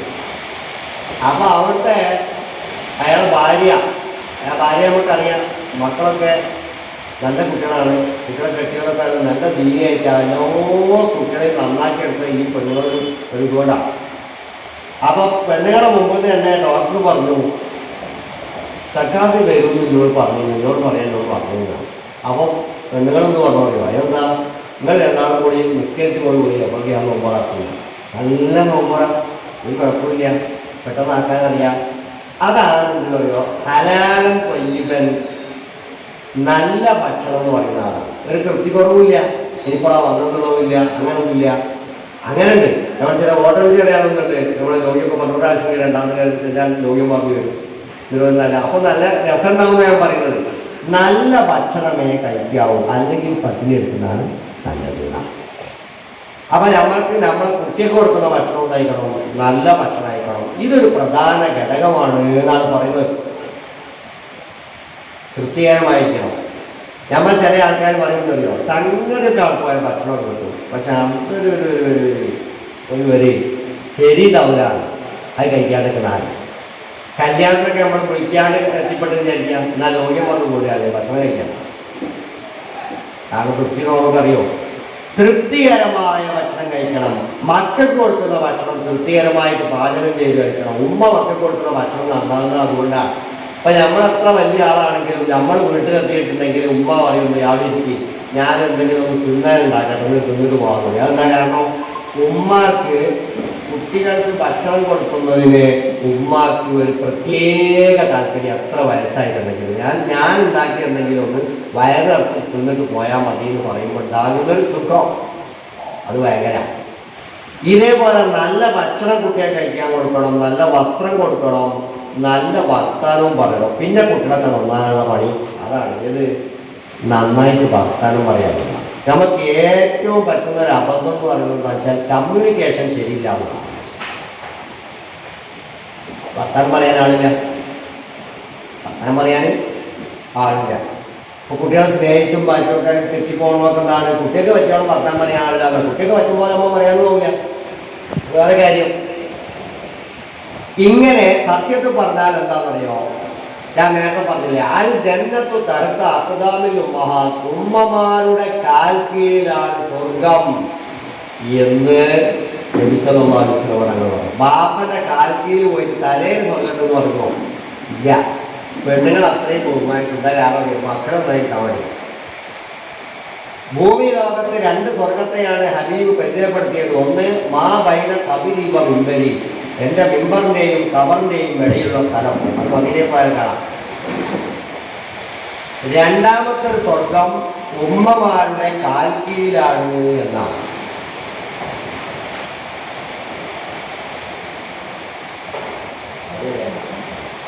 No problem. അത് പോട്ടെ, കാലവാസം നേരത്തെ തന്നെ വന്നതാണ്. ഉമ്മാന്റെ കാൽ കീഴിലാണ് സ്വർഗം. നിങ്ങൾ ആരെങ്കിലും ഉമ്മാന്റെ കാലിനടിയിൽ സ്വർഗം കണ്ടുണ്ടോ? കൂടുതൽ നിങ്ങൾ ആ വിവരം തന്നെ ആദ്യമായിട്ട് അറിയാം. ഞാൻ സ്വർഗം നേരത്തെ കഴിച്ചില്ല. ആരും വേറെ പറയുന്നു ഉമ്മാന്റെ കാലിനടിയിൽ സ്വർഗം. ഞാൻ എൻ്റെ ഉമ്മാന്റെ കാലിനടിയിൽ സ്വർഗം കണ്ട ആളാണ്. എന്നും കാണുന്ന ആളാണ്. അമ്മനെ കാണുമ്പോൾ എൻ്റെ ഉമ്മാക്ക് 80 വയസ്സായി. ഇപ്പൊ മൂത്രത്തിന് പൈപ്പ് ഇട്ടിട്ട് കഴിഞ്ഞ ആഴ്ച ഇക്കറ ഹോസ്പിറ്റലിൽ ഞാൻ തന്നെ കൊണ്ടുപോയി അവിടെ കെട്ടിയതാണ്. അപ്പൊ ഞാൻ ഒരു സ്ഥലത്ത് പോവുകയാണെന്നുണ്ടെങ്കിൽ എൻ്റെ ഡ്രസ്സൊക്കെ പിന്നെ അയൺ ചെയ്തൊക്കെ ശരിയാക്കിയാൽ ബസ്സിൽ കയറിയാലും എവിടെ കയറിയാലും ഇരിക്കുന്ന സ്ഥലം ശ്രദ്ധിച്ചിരിക്കുന്ന ആളെ. കാരണം അന്ന് വൈകുന്നേരം വരെ തന്നെ ഇടുക. നമ്മുടെ വസ്ത്രം, നമ്മുടെ അടിവസ്ത്രം ഇതൊക്കെ നന്നെങ്കിലേ നമുക്ക് പ്രസവിക്കാനൊക്കെ ഇൻട്രസ്റ്റ് ഉണ്ടാവുള്ളൂ. നമ്മൾ കുളിക്കണം, നമ്മുടെ ശരീരം ഒന്നായിട്ട് വൃത്തിയാണ്, നമ്മൾ ചെരുപ്പ് വൃത്തിക്കണം, നമ്മൾ നഖം മുറിക്കണം. ഇതൊക്കെ എല്ലാവരും ചെയ്യേണ്ടതാണ്. അപ്പോഴേ നമുക്കുണ്ടാവുള്ളൂ ഹമ്മില്ലാതിരിക്കണം, വിഷമമില്ലാതിരിക്കണം. അല്ലെങ്കിൽ എന്താണ് കൂടെ വിഷമം ഉണ്ടാവുക. അതിനെ കൂടുതൽ നമ്മൾ വൃത്തിയില്ലാതെ നടക്കുകയും ചെയ്താൽ വിഷമം അങ്ങോട്ട് കൂടും. അതിന് പ്രഷർ കൂടും, ഷുഗർ കൂടും, കൊളസ്ട്രോൾ കൂടും, വേറെ എന്തൊക്കെയാണ് ചർമ്മം കൂടും. അപ്പം അങ്ങനെയൊക്കെ ഫ്രഷിൽ പോവുകയാണെങ്കിലും ഉമ്മാൻ്റെ അടുത്തെത്തിയാൽ ഉമ്മ എൻ്റെ അടുത്ത് വന്നിട്ടിരിക്കും. ഉമ്മാൻ്റെ കാല് അപ്പുറത്തെ മടിയിലെത്തും. എന്തിനാണോ? നമുക്ക് ചെറുപ്പകാലത്തെ കാലിന് കടിച്ചിട്ടുണ്ട്. അപ്പോൾ കാലുകൾ ഉള്ളു.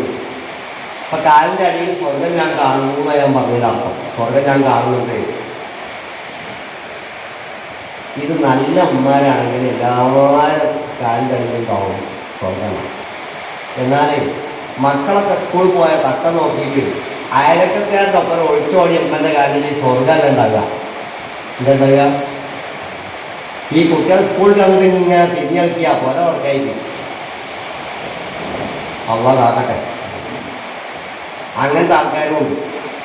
സ്വർഗം മാതാവിൻ്റെ കാൽ കീഴിൽ എന്ന് നബി സല്ലല്ലാഹു അലൈഹി വസല്ലം തങ്ങൾ പറഞ്ഞത് കുട്ടികളെ വളർത്തി വലുതാക്കി ഈ നാടിനും ദീനിനും എനിക്കും ഗുണം കിട്ടണം എന്ന വിചാരത്തോടു കൂടി കുട്ടികളെ പരിപാലിക്കുന്ന ഉമ്മാക്ക് കൊടുത്ത ഒരു സമ്മാനമാണ്, ഉപഹാരമാണ് കാലിനടിയിലെ സ്വർഗം എന്ന് പറഞ്ഞുള്ളത്.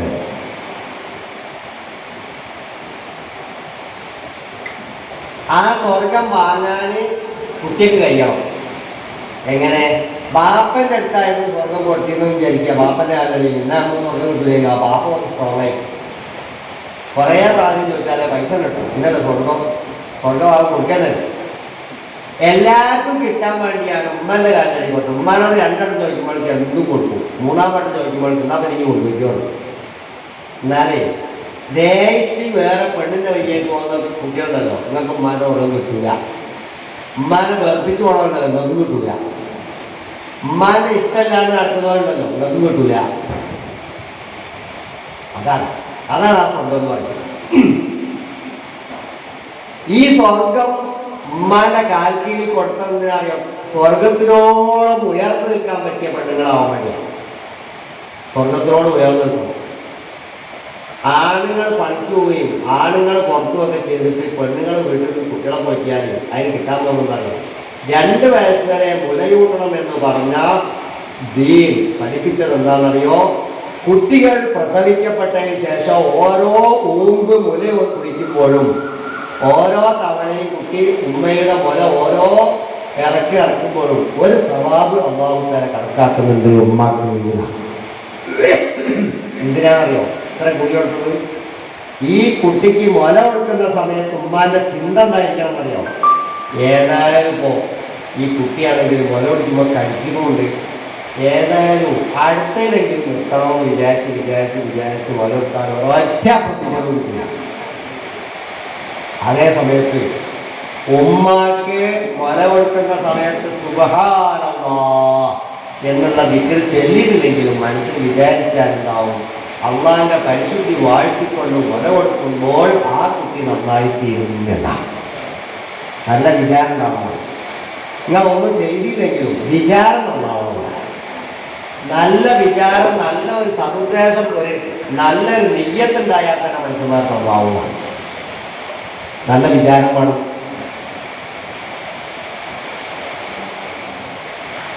ഇമാം ഷാഫി റളിയല്ലാഹു അൻഹു ലോകപ്രശസ്തനായ ആളാണ്. ബാപ്പ മരിച്ചുപോയിട്ട് ബാപ്പല്ലാതെ ഉമ്മ വളർത്തിയ കുട്ടികൾ ലോകത്ത് കുറേ ആൾക്കാർ വലിയ സ്ഥാനത്തെത്തിയിട്ടുണ്ട്. അതിൻ്റെ കാരണം പറയുന്നത് ബാപ്പല്ലാതെ കൂടി മനസ്സിലാക്കിയിട്ട് ഉമ്മ ഡബിൾ റോളിൽ നന്നായിട്ട് പോറ്റി കുട്ടികളാണ്. നല്ല ദിന്യാണ്. ഉമ്മ മര്യാദയ്ക്ക് വളർത്തിയ കുട്ടികൾ ആരും കഴിച്ചു വയ്ക്കില്ല. അതേസമയത്ത് ഉമ്മാക്ക് പല വിചാരം, പല സൈഡ് പരിപാടി ഉണ്ടെങ്കിൽ കുട്ടികൾ നന്നാവാതിരിക്കുക. അങ്ങനെയാണ്. ഇമാം ഷാഫി റളിയല്ലാഹു അൻഹു ഓരോ ദിവസവും ഷാഫി ഇമാമിന്റെ പേര് പറയാതെ ലോകം കടന്നു പോകുന്നില്ല. നമ്മൾ ഓർമ്മ ഇമാം ഷാഫി റളിയല്ലാഹു അൻഹു പഠിപ്പിച്ചനുസരിച്ച, നമ്മൾ നിസ്കരിക്കുന്ന ഇമാം ഷാഫി റളിയല്ലാഹു അൻഹു പഠിപ്പിച്ചനുസരിച്ച 54 വയസ്സേ ജീവിച്ചിട്ടുള്ളൂ. ആ കണക്കനുസരിച്ച് നമ്മളൊക്കെ ജീവിതം. എന്നിട്ട് ഇമാം ഷാഫി റളിയല്ലാഹു അൻഹു അത്രയും വലിയ മഹാനാണ്. ഇതിന്റെ കാരണം എന്താ പറയുന്നത്? ഒരു കാരണം ഞാൻ പറഞ്ഞു. ഒന്ന്, ഞാൻ എവിടെയോ വായിച്ചിട്ടുണ്ട്, ഇമാം ഷാഫി റളിയല്ലാഹു അൻഹു കുട്ടിയായിരിക്കുന്ന സമയത്ത്, ഉമ്മ മുലയൂട്ടുന്ന സമയത്ത്, ഏത് സമയത്ത് മുല കൊടുക്കുമ്പോഴും ഞാൻ ഒന്നുമെടുക്കാതെ കുട്ടിക്ക് മുല കൊടുത്തിട്ടില്ല എന്ന് ഉമ്മ പറഞ്ഞിട്ടുണ്ട്. അപ്പോൾ ഒന്നും കൂടി എടുത്താൽ നന്നായി. എന്തേ? ശുദ്ധിയോടുകൂടി കുട്ടിക്ക് മുല കൊടുക്കുക. കുട്ടികൾ നന്നാവാനേ കുറച്ച് ആഴത്തിൽ അതിൻ്റെ പേര് പോകുന്നു. അപ്പം ഞാൻ പറഞ്ഞു, നമ്മൾക്കൊന്നും നോക്കാണ്ട് പുസ്തകം കാണുമ്പോൾ വേർക്കണമെന്ന് പറഞ്ഞു, അത് നല്ലതല്ലേ? എന്നാൽ നമ്മൾ കുരുങ്ങുന്ന വിചാരം അല്ല. ഇങ്ങനെ കുറേ സംഗതികളുണ്ട്. അതായത് മൊത്തത്തിൽ നേരത്തെ പറഞ്ഞതുപോലെ കാട് വെട്ടിയിട്ട് നന്നായിട്ട് കൃഷി ചെയ്തെടുക്കാൻ നന്നാവും. കാടൊക്കെ വെട്ടിയിട്ടേ ഇപ്പൊ കുട്ടികൾ നമ്മൾ 2 തട്ടില്ല. എന്താ കാരണം? കുട്ടികൾ മുടിയൊക്കെ നീട്ടിയിട്ട് ഇങ്ങനെ ഭയങ്കര ഇങ്ങനെ നടക്കുകയാണ്. നമ്മൾ വിചാരിക്കുന്നുണ്ട് ഈ ഹയവാനത്തിന് എങ്ങനെ കൂടിയിരിക്കും. ഇയാൾ ഈ ചെറുക്കം വിചാരിക്കുന്നതാണ് ഞാനിങ്ങനെ കൂട്ടിയിട്ട് ഈ തന്തകം എന്താണ് കണ്ടോ? 2 വിചാര ഇതിൻ്റെ ഇടയിൽ സംയോജിപ്പിക്കണം. അപ്പൊ കുട്ടികൾ ചിന്തിക്കുന്നത് എങ്ങനെയാണെന്ന് നോക്കിയിട്ട് അതിനനുസരിച്ച് അവരെ കൊണ്ടുവരും. അല്ലാതെ നമ്മൾ ചൂടായിട്ടൊന്നും കാര്യം ഇല്ല. ഓരോ കാലത്തും അതിനനുസരിച്ചുള്ള ഫാഷൻ ഉണ്ടാവും. ഇതിൻ്റെയൊക്കെ ചെറുപ്പകാലത്ത്, ഞാനൊക്കെ സ്കൂൾ പോകുന്ന കാലത്ത് 70, 80, 85 കാലത്ത് ഒരു ഹിപ്പിയായി വന്നു. ഹിപ്പി എന്നാ പറഞ്ഞ ഇവിടെ വരെ കൂടി ഉണ്ടാവും. അത്രത്തോളം ഇപ്പോൾ മനസ്സിലായി എന്നാണ് എനിക്ക് തോന്നുന്നു. ഇപ്പോൾ എന്താ വെച്ചാൽ ഇപ്പോൾ ഇളനീർ വെക്കുന്ന ഭയങ്കര കൊത്തിയിൽ ഇവിടെ കുറച്ച് വെക്കുകയാണ്, മേലോട്ടാണ് വെക്കുകയാണ്. പെണ്ണുങ്ങളൊക്കെ ചെറിയ കുട്ടികളെ കൊണ്ടുപോയി വാർത്താവ് കൊണ്ട് ഇങ്ങനെ മാണമെന്ന് പറഞ്ഞു കൊടുക്കുകയാണ്. അപ്പൊ ഓരോ കാലത്തും ഈ ഫാഷനുകളൊക്കെ സിനിമയിൽ വരുന്നതാണ്. അങ്ങനത്തെ സിനിമാ നടന്മാർ അങ്ങനെ ചെയ്യും, ഇന്നത്തെ ഒരു പേരായിരിക്കും. ഇങ്ങനെയൊക്കെ അവർക്ക് പല ആളുകളും ഉണ്ട് പുറത്ത്. അതിലൊക്കെ വരുന്നത് നമ്മുടെ വീട്ടിൽ എൻ്റെ വാപ്പയും ഉമ്മയാണ് എന്നുള്ള വികാരം അവർക്ക് ഉണ്ടാക്കത്തക്ക രീതിയിൽ കുട്ടികളെ ചെറുതായ രൂപത്തിൽ തന്നെ, ചെറുപ്പത്തിൽ തന്നെ തർബിയത്ത് ചെയ്യുക എന്നുള്ളതാണ് ഏറ്റവും പ്രധാനം. ഈ തർബിയത്ത് ചെയ്യാവുന്ന ആരാ തർബിയത്ത് ചെയ്യുന്നത്? ബാപ്പയും ഉമ്മയും തന്നെയാണ്. നമ്മുടെ വീട്ടിലുള്ള വല്യാപ്പയും വല്യമ്മയും ഉണ്ടാവും. ഇവർ തർബിയത്ത് ചെയ്താൽ കുട്ടികളുണ്ടാവില്ല. ഓരിങ്ങനെ മഞ്ച് വാങ്ങിക്കൊടുക്കുക, ഐസ്ക്രീം വാങ്ങിക്കൊടുക്കുക, ഇതൊക്കെ ഓർക്ക് പറ്റും. അതിനോടൊന്നും കുട്ടികളുണ്ടാവില്ല. പരമാവധി മോശമാക്കി ചെയ്യണം. കാട്ടാത്തൊക്കെ വാങ്ങിക്കൊടുക്കും. വേണമെങ്കിലും പൈസ ഉണ്ടാക്കി കൊണ്ടുവന്നിട്ട് എല്ലാവരും വാങ്ങിക്കും. പിന്നെ അവരിപ്പോൾ പാരന്റിങ് ക്ലാസ്സിൽ വന്നിട്ടും കാര്യമില്ല. ഇവിടെ ഇപ്പോൾ ചെറുപ്പക്കാരാ വന്നത് ഞാൻ വിചാരിക്കുന്നു. രക്ഷിതാക്കളെ മീറ്റിങ്ങിലേ വല്യാപ്പയും വല്യമ്മയും വയസ്സായാലും അവരോട് കാര്യം ഓർക്ക് പറയേണ്ട ഉസ്താദെ നമ്മൾ മുട്ടുകാലിന് വേണം ദ്വേർക്കണം അത് ദ്വേർന്ന് വിടുകയെന്നല്ലാതെ കുട്ടികളുണ്ടാകുന്നു കുട്ടികാലിന് വേർന്നാല് കുട്ടികളുണ്ടാവില്ല കുട്ടികളെന്താണെന്താണോ ഈ കുട്ടീൻ്റെ തള്ള തന്നെ കേട്ട് പഠിക്കണം തള്ള തന്നെ കേട്ട് പഠിക്കണം എന്ത് ആ ഇപ്പൊ കുട്ടികൾ വന്നാണെങ്കിലേ കല്യാണം കഴിക്കുന്നതിന് മുമ്പ് തന്നെ നോക്കണമെന്നാണ് കുഞ്ഞുണ്ണി മാഷ് പറഞ്ഞത് പരിണയം കഴിഞ്ഞ് 3-ാം ദിനം തന്നെ ചൊല്ലേണ്ട തൻപാതി നല്ലതെന്ന് ചൊല്ലട്ടെ 3 സംവത്സരങ്ങൾ എന്നിട്ട് ചൊല്ലിടാം ആയതേ സത്യമാകും. പരിണയം കഴിഞ്ഞ് 3-ാം ദിനം തന്നെ പരിണയം ചെയ്തുറപ്പിക്കും മുമ്പേ കണ്ണും നന്നായി തുറന്നു നോക്കണം. പരിണയം ചെയ്ത് കഴിഞ്ഞാലോ കണ്ണും നന്നായി അടച്ചു വെക്കണം. അതായത് കല്യാണം കഴിക്കുന്നതിന് മുമ്പ് 2 കണ്ണും നല്ലോണം നോക്കിയിട്ട് കെട്ടിയാൽ മതി. പരിണയം ചെയ്തുറപ്പിക്കും മുമ്പേ കണ്ണും നന്നായി തുറന്നു നോക്കണം. പരിണയം ചെയ്ത് കഴിഞ്ഞാലോ കണ്ണും നന്നായി അടച്ചു വെക്കണം. അതായത് കല്യാണം കഴിച്ച് കൊണ്ടുവന്നതിന് ശേഷം ബൈക്കുമ്പോൾ ഇങ്ങനെ പോകുമ്പോൾ റോഡുമ്പോൾ നിന്നിട്ട് 2-3 ചെക്കന്മാർ നോക്കിയിട്ട് എന്താ എനിക്ക് കിട്ടിയത് എന്ന് വെറുതെ ചോദിച്ചാൽ ഇതിന് ടെൻഷനാവും. എന്തായി ഇതും ആലോചിക്കുന്നതാണ് ഇവര് വെറുതെ ചോദിച്ചാൽ ഉൾപ്പാക്കാൻ അല്ലെ കല്യാണം കഴിഞ്ഞ് 10 ദിവസം കഴിഞ്ഞിട്ട് പെൺകുട്ടി വേറെ സ്ഥലത്ത് മംഗളത്തിന് പോകാൻ സമയത്ത് ആർക്ക് കുറച്ച് ആൾക്കാരെ ചോദിച്ച് എന്റെ പ്രിയാമ്പളപ്പം ഇതാ ആ 2 മതി ആ ചോദ്യം. ഇതാന്ന് വെച്ചാൽ നല്ലതാണെന്നും വാക്കാം മോശമാണെന്ന് വാക്കാം. നമ്മൾ മനസ്സിലാക്കി എന്താ ഇതാന്ന് പറഞ്ഞ് ചോദിച്ചത് ഓനെ ഇൻസൾട്ട് ചെയ്താണ് പിന്നെ ടെൻഷനാകാനാണ്. അതുകൊണ്ടാണ് കവി പറഞ്ഞതുണ്ട് പരിണയം ചെയ്തുറപ്പിക്കും മുമ്പേ കണ്ണും നന്നായി തുറന്നു നോക്കണം. അതായത് പെണ്ണിട്ട് കഴിയുമ്പോൾ നല്ലോണം നോക്കിയതൊക്കെ ചെയ്താൽ മതി. ഇഷ്ടപ്പെട്ട് കെട്ടിയാൽ കല്യാണം കഴിച്ചാൽ പിന്നെ കണ്ണടച്ചിടണം. ഇതിനെ കുറവ് നോക്കാൻ പാടില്ല. അതിന് ജീവിക്കാൻ കഴിയില്ലാതാ. പരിണയം കഴിഞ്ഞ് 3-ാം ദിനം തന്നെ ചൊല്ലേണ്ട തൻപാതി നല്ലതെന്ന്. കല്യാണം കഴിഞ്ഞിട്ട് 3 ദിവസം കഴിഞ്ഞപ്പോൾ പറഞ്ഞ് ഭയങ്കര സംഗതിയാണ്, എനിക്കങ്ങനെ കിട്ടിപ്പോയതാണ്, പഠിച്ചവന്റെ വിദ്യയാണെന്നൊക്കെ അങ്ങനെ പറഞ്ഞു. പിന്നെ 10 ദിവസം കഴിഞ്ഞപ്പോൾ പഠിച്ചവന്റെ വിദ്യയില്ല, കിട്ടിപ്പോയത് തോന്നില്ല, അങ്ങനെ ഒരു കഴിച്ചിലേക്ക് എത്തുന്നതാണ്.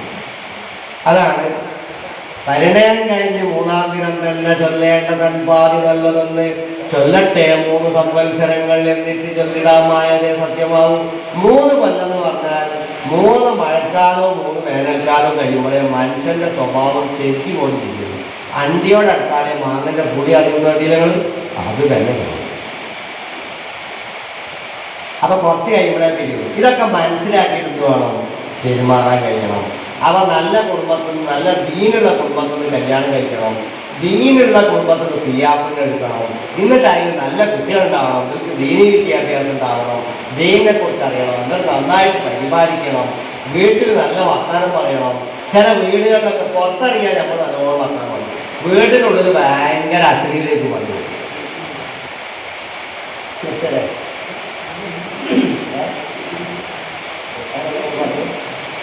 പോകാനായില്ല ആൾക്കാരെ വരെ ഭയങ്കര വയ്യോട് കേട്ടുപോകാനല്ലേ.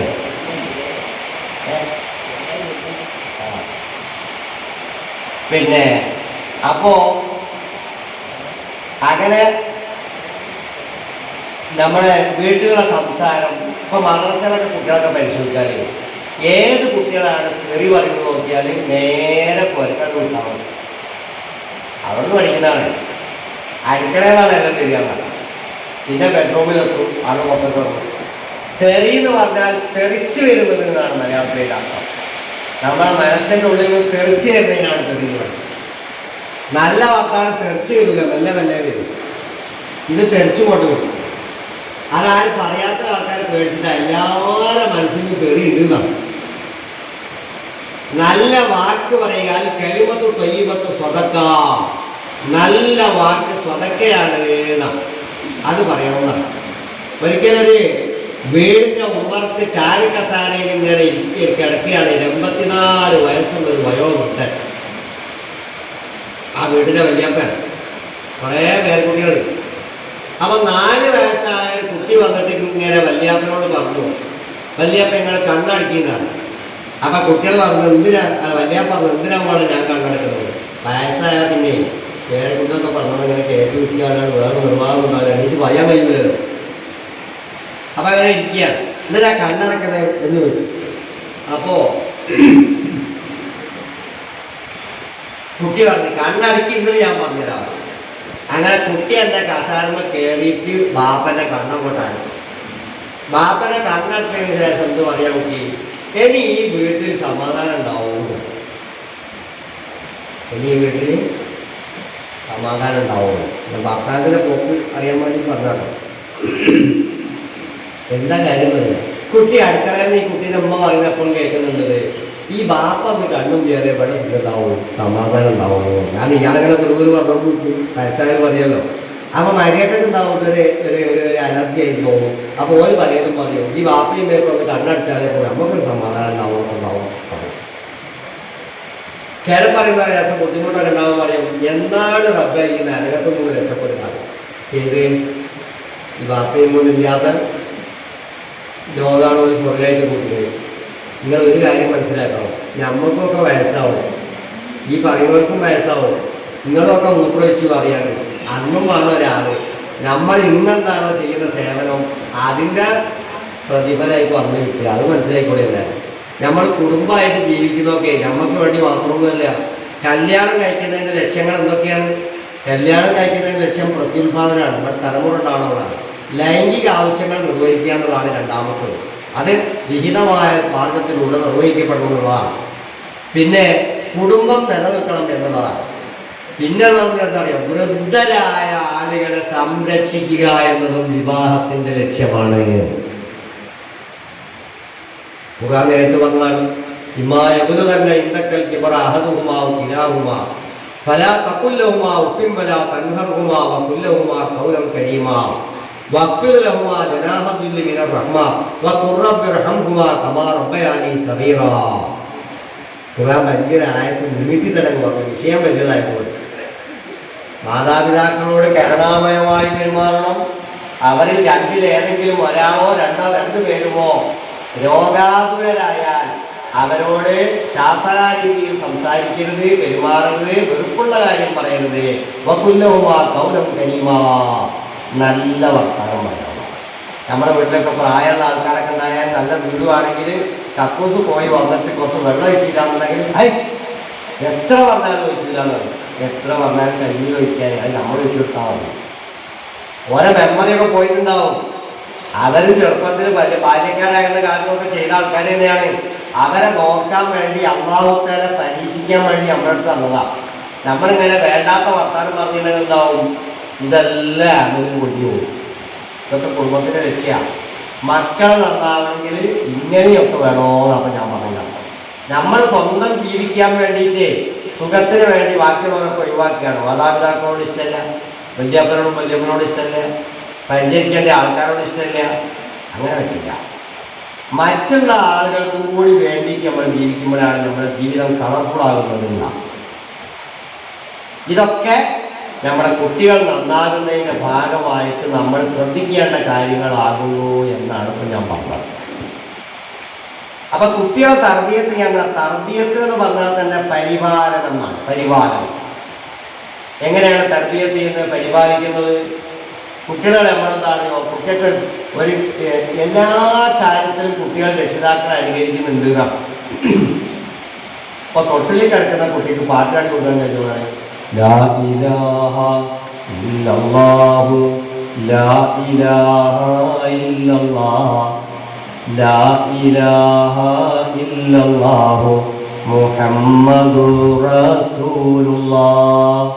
ധീരനാം മരിയാരുടെ ധീരകഥകൾ കേൾക്കണം, ശൂരനായി നീ വളരണം. ബാക്കി പാടിയാണ്, ലാ ഇലാഹ ഇല്ലല്ലാഹു ലാ ഇലാഹ ഇല്ലല്ലാഹ് ലാ ഇലാഹ ഇല്ലല്ലാഹു മുഹമ്മദുർ റസൂലുള്ളാഹ് എന്ന് ഒരു ഉമ്മ താരാട്ട് പാടിക്കൊണ്ട് ഇങ്ങനെ കുട്ടീനെ ഉറക്കുകയാണെങ്കിൽ കുറേ കഴിയുമ്പോൾ നോക്കിയാലും കുട്ടി ഇങ്ങനെ കണ്ണ് തുറന്നെടുക്കുന്നുണ്ടാവും. അപ്പം ഉമ്മ പറയും, ഞാൻ ഇത്ര നേരം ആക്കിയിട്ട് ഈ കള്ളാക്കി ഉറങ്ങിയില്ലല്ലേ? കള്ളനായിട്ടല്ല, നിങ്ങളെ പാട്ട് നന്നായിരുന്നോണ്ട് ഞാൻ കേൾക്കായിരുന്നു എന്നാണ് തോന്നത്തിൻ്റെ അർത്ഥം. ഉമ്മാൻ്റെ പാട്ട് കേൾക്കാൻ രസമുണ്ടായിരുന്നു, അതുകൊണ്ട് ഞാൻ കേൾക്കായിരുന്നു. 1 വയസ്സുള്ള കുട്ടിക്ക് താരാട്ട് പാടുന്ന സമയത്ത് ഉമ്മ തെറ്റില്ലാത്ത ലായിലായിന്ന തെള്ളി കൊടുത്തിട്ടുണ്ടെങ്കിൽ 5 വയസ്സാകുമ്പോൾ കുട്ടിയുടെ മദ്രസ ചേർത്തിയാൽ ഉസ്താദിന് പണിയേണ്ടാവും, അക്ഷരം ശരിയായിട്ടാവും. ഇത് സൈക്കോളജിയാണ്. എന്നാൽ വിചാരിക്കും 1 വയസ്സായ കുട്ടിക്കൊന്നും ഇല്ല. 1 വയസ്സായ കുട്ടിക്കും 2 വയസ്സായ കുട്ടിക്കൊക്കെ ഉണ്ടാവും, വിവരമുണ്ടാവും. 2 വയസ്സായ കുട്ടീനെ ഒക്കത്ത് കണ്ടിട്ട് നിങ്ങൾ അടുക്കളയിൽ ഒന്ന് പോയി നോക്കി. എന്നിട്ട് ഉമ്മ അടുക്കളയിൽ ഉമ്മ തട്ടി പോകുമ്പോൾ ചിലപ്പോൾ കുട്ടിയൊന്നും പറയില്ല. ആണുങ്ങൾ തട്ടി പോകുന്ന സമയത്ത് എന്താന്ന് പറയുക, കുട്ടി ഇങ്ങനെ ചൊല്ലും, ഇങ്ങനെ ഇങ്ങനെ. അതാണ് അങ്ങനെ നിങ്ങൾ ഉമ്മ കിട്ടാത്തവർക്ക് പലഹാരം വെച്ചിട്ടുണ്ടാവും. കിട്ടുന്നവർക്ക് വെച്ചാൽ എന്നും അങ്ങനെ ഉണ്ടാവും. കിട്ടാത്തവർക്ക് പലഹാരം വെച്ചിട്ടുണ്ടാവും. ഉമ്മ അത് കൊടുക്കൂല.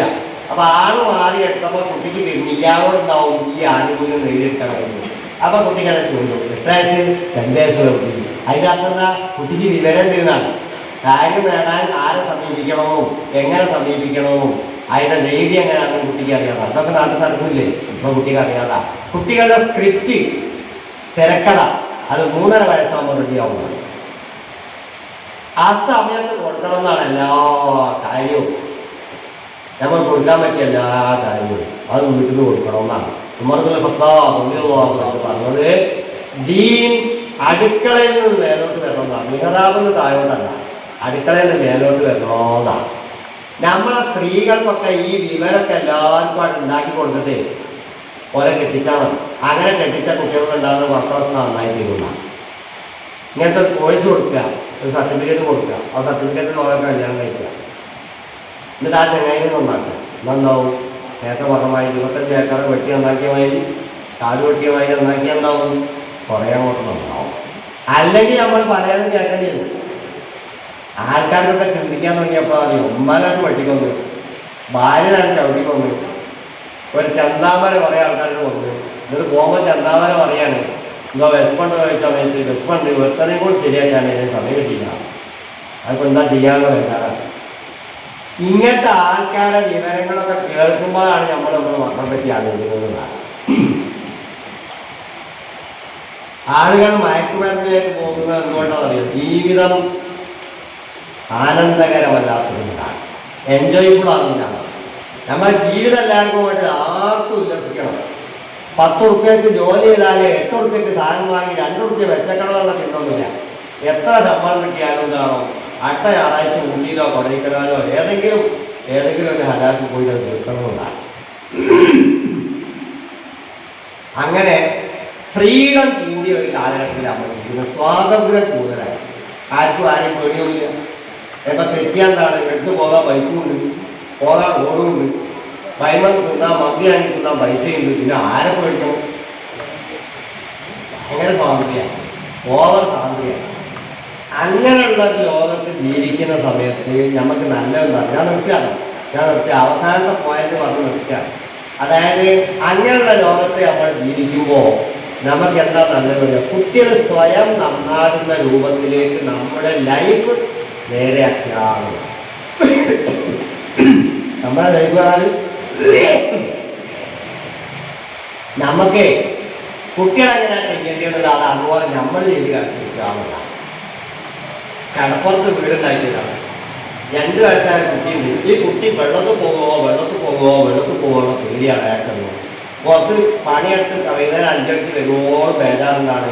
കുട്ടി വെള്ളത്ത് പോകുമോ, പെണ്ണുങ്ങൾ കാണാണ്ട് കടലിൽ പോകുമോ എന്ന് ബേജാറാണ്. അങ്ങനെ ബേജാറായാൽ സംഗതി നടക്കില്ല. അതിൻ്റെ പിന്നെ നല്ല പണി എന്താകുന്നത്? 2 വയസ്സായ കുട്ടിക്ക് ഇയാൾക്ക് ലീവുള്ള ദിവസം ഞായറാഴ്ച ആ കുട്ടിനെ എടുത്തിട്ട് കടലിൽ നീന്തിയാണ് പഠിക്കുക. നീന്താൻ പഠിക്കും, കുട്ടികൾ പഠിക്കും, നീന്താൻ പഠിക്കും, 2 വയസ്സായ കുട്ടി പഠിക്കും. അപ്പൊ കുട്ടി നീന്താൻ പഠിച്ചു കഴിഞ്ഞാൽ പിന്നെ ബേജാറാകേണ്ട ആവശ്യം എന്താണ്? വെള്ളത്തിൽ പോയാലും നീന്തിയിട്ട് കൊണ്ട് വരും. ഇതേപോലെ തിന്മ ആധിക്യമുള്ളൊരു സമൂഹത്തിൽ നന്മയിലേക്ക് മാത്രം പോകുന്ന സാഹചര്യം ഉണ്ടാക്കി അതിൽ നീന്തം പഠിപ്പിക്കാതെയാണ്.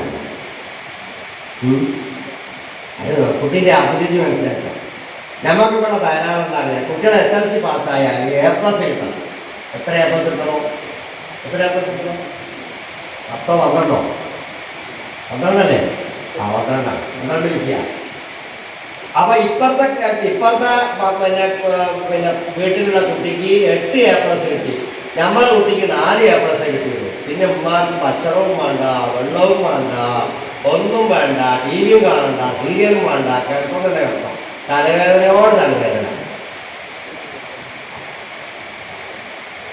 10ാം ക്ലാസ്സിൽ A+ വാങ്ങിയത് മാത്രമാണ് ജീവിതത്തിൽ വിജയിച്ച്. മാത്രമേ 8 A+ കിട്ടിയ കുട്ടിക്ക് 8 A+ കിട്ടാനുള്ള ബുദ്ധി ഉണ്ടായിട്ടാണ് ഈ കുട്ടിക്ക് ഇത്രേ ഉള്ളൂ എന്ന് വിചാരിച്ചാൽ പോരെ. ആദ്യത്തെ കുട്ടിയുടെ ബാപ്പക്കും ഇവക്കും വിവരണ്ടായിട്ടാണ് കിട്ടിയത്. നിങ്ങൾക്ക് വിവരമായിട്ടാണ്. അത് മനസ്സിലായില്ല. നമ്മളെ കുട്ടിക്ക് 4 A+ ആയി പോയെന്താ? നമ്മളെ അക്കൽ വന്നിട്ടാണ്. ആ മതിലിന്റെ മേലുള്ള കുട്ടിക്ക് 8 A+ കിട്ടിയിട്ട നമ്മളെക്കാൾ ട്രെയിൻ നന്നായിട്ടുണ്ട് അവിടെ ഉള്ളത്. അപ്പൊ അതിന് ഉത്തരവാദി നമ്മളാ വിചാരിച്ചാൽ പോരെ. അപ്പൊ A+ഒന്നല്ല കാര്യം. കുട്ടികളെ ഞാൻ അവസാനം പറയുന്നത് അറിയാം, കുട്ടികളെ ഒരിക്കലും താരതമ്യം ചെയ്യരുത്, കമ്പയർ ചെയ്യരുത്. ഓരോരുത്തർക്കും ഓരോ നിയോഗം ഉണ്ടാവും. ഒരാൾ മുന്നേറാവും, ഒരാൾ കാവ്യാവും, ഒരാൾ വക്കീലാവും, ഒരാൾ എന്താവും കൈപ്പണിക്കാരനാവും, ഒരാൾ കച്ചവടക്കാരനാവും, ഒരാൾ ഹോട്ടലിൽ നടത്താവും. ഇതൊക്കെ ഇവിടെ വേണ്ടിയിരുന്നല്ലേ. എല്ലാവരെയും ഡോക്ടറാക്കിയാൽ നമുക്ക് രാവിലെ ചായ വെക്കണമെന്ന് പറഞ്ഞാൽ കുട്ടി ചായ കിട്ടും. ഡോക്ടർക്ക് കുട്ടി ചായ തരാൻ കഴിയും? ഇല്ല. അല്ലെങ്കിൽ എല്ലാവരും ഇതിനപ്പോൾ ഡോക്ടർ ആകുന്നത്. ഇനിയിപ്പോൾ ഡോക്ടർ ആയെന്ന് വിചാരിക്കാം വലിയ സംഗതി ആത്മീയത് നല്ല ബുദ്ധി കൈമുഖമാണോ? ഡോക്ടർ ആയിട്ട് ആൾക്ക് നല്ല സന്തോഷം ഉണ്ടാവും. നമ്മൾ വിചാരിക്കുന്നത് രാവിലെ എവിടെ ആരും ഡോക്ടർമാരില്ലല്ലോ. ഡോക്ടർമാരുണ്ടോ? ഇല്ല. വലിയ MBBS കിട്ടണമെന്നുണ്ടെങ്കിൽ അതിൻ്റെ നീറ്റ് പരീക്ഷയൊക്കെ പാസ്സാണെങ്കിൽ വലിയ പണിയുണ്ട്. എന്നിട്ട് എല്ലാം പാസ്സായി പിന്നെ സാധാരണ ഡോക്ടർ ആയാലും പോരപ്പോഴത്തെ കാലത്ത് സ്പെഷ്യലിസ്റ്റാണ്. സ്പെഷ്യലിസ്റ്റ് തന്നെ വേറെ സ്പെഷ്യലിസ്റ്റാണ്. അപ്പോൾ നമ്മൾ കണ്ണിൻ്റെ ഐ സ്പെഷ്യലിസ്റ്റിനെ കാണിക്കാൻ തന്നെ കുറച്ച് മുമ്പൊക്കെ. ഇപ്പം ഐ സ്പെഷ്യലിസ്റ്റിനെ കാണിച്ചാൽ തന്നെ കണ്ണിൻ്റെ കോർണിയക്ക് വേറെ സ്പെഷ്യലിസ്റ്റാണ്, കൃഷ്ണമണിക്ക് വേറെ പിന്നെ സ്പെഷ്യലിസ്റ്റാണ്, ലെൻസിന് വേറെയാണ്. അങ്ങനെയായിട്ട് പോകും. ഇത്രയൊക്കെ പഠിച്ചിട്ട് ഒരു ഡോക്ടറാണെങ്കിൽ രാവിലെ രോഗിനെ കൊണ്ടുപോകും. ഒന്ന് നോക്കട്ടെ എന്ന് പറഞ്ഞാൽ ഇവൻ്റെ ചന്തിമയല്ല ചലുണ്ട് ദോരയുണ്ട്. ഇതന്നെ ഇപ്പോൾ കാണിക്കും. അതാണ് ആ ഫീൽ പറഞ്ഞാൽ. അപ്പം എല്ലാ ജോലിനേക്കാൾ മുന്തിയ ജോലി അതാണെന്ന് അഭിപ്രായം ഉണ്ടോ? എനിക്ക് അഭിപ്രായമില്ല. എന്നാൽ ഡോക്ടർ ആണ്ടിയതായിക്കോട്ടെ, എഞ്ചിനീയർ ആയിക്കോട്ടെ, ഉസ്താദായിക്കോട്ടെ, നമുക്ക് ഒരു ഡിമാൻഡ് വെച്ചാൽ മാതാപിതാക്കൾ അതെന്താ പറയുന്നത്? നല്ല മനുഷ്യനാണോ? ഡോക്ടറായാലും നിൽക്കണം, എഞ്ചിനീയറാണ് നിൽക്കണം, കച്ചവടക്കാരനായാലും നേരത്തെ നിൽക്കണം, നല്ലതേ പറയാവൂ, സത്യമേ പറയാവൂ, പിന്നെ റമദാൻ നോമ്പ് വെക്കണം, ബഹുമാനിക്കണം ആൾക്കാരെ, ഉസ്താദന്മാരെ ബഹുമാനിക്കണം, മാതാപിതാക്കളെ ബഹുമാനിക്കണം, ഇതൊക്കെ ചെയ്യുന്ന ആൾക്കാരായി മാറണം. ഇതാണ് നമ്മളെ പ്രശ്നം. രക്ഷിതാക്കളുടെ പ്രശ്നം എന്താ അറിയോ? നീറ്റ് പരീക്ഷ കിട്ടിയില്ല, അവിടെ ഉമ്മക്ക് തരുന്നത് ഓരോ സ്ഥലത്ത് കാണിച്ച് എക്സ്റേ എടുത്ത് സ്കാനിങ് എടുത്ത് MRI സ്കാനിങ് എടുത്ത് ഇതൊക്കെ ഒന്നും കണ്ടില്ല, കാണൂല. കാരണം എന്താണ്? തലവേദന എന്നൊരു സുഖമില്ലാന്നോ. അത് പല കാരണങ്ങളാൽ ഉണ്ടായിത്തീരുന്നതാണ്. ഒരാൾ നല്ല തലവേദനയിൽ എടുക്കാൻ നോക്കുമ്പോൾ അയാൾ ആകെയുള്ള പ്രശ്നം എന്താണ്? പരീക്ഷയിൽ ജയിക്കോ തോൽക്കോ എന്നുള്ളതാണ്. മക്കൾ രാവിലെ റിസൾട്ട് വന്നു, ഫസ്റ്റ് ക്ലാസ് ആയിട്ട് മോൻ ജയിച്ചു, ഒറ്റ എണീക്കലായിട്ട് പോയി. പിന്നെ തലവേദന ഇല്ല. എപ്പോയി തലവേദന? അടുത്ത അയലക്കത്ത് പോയതാ?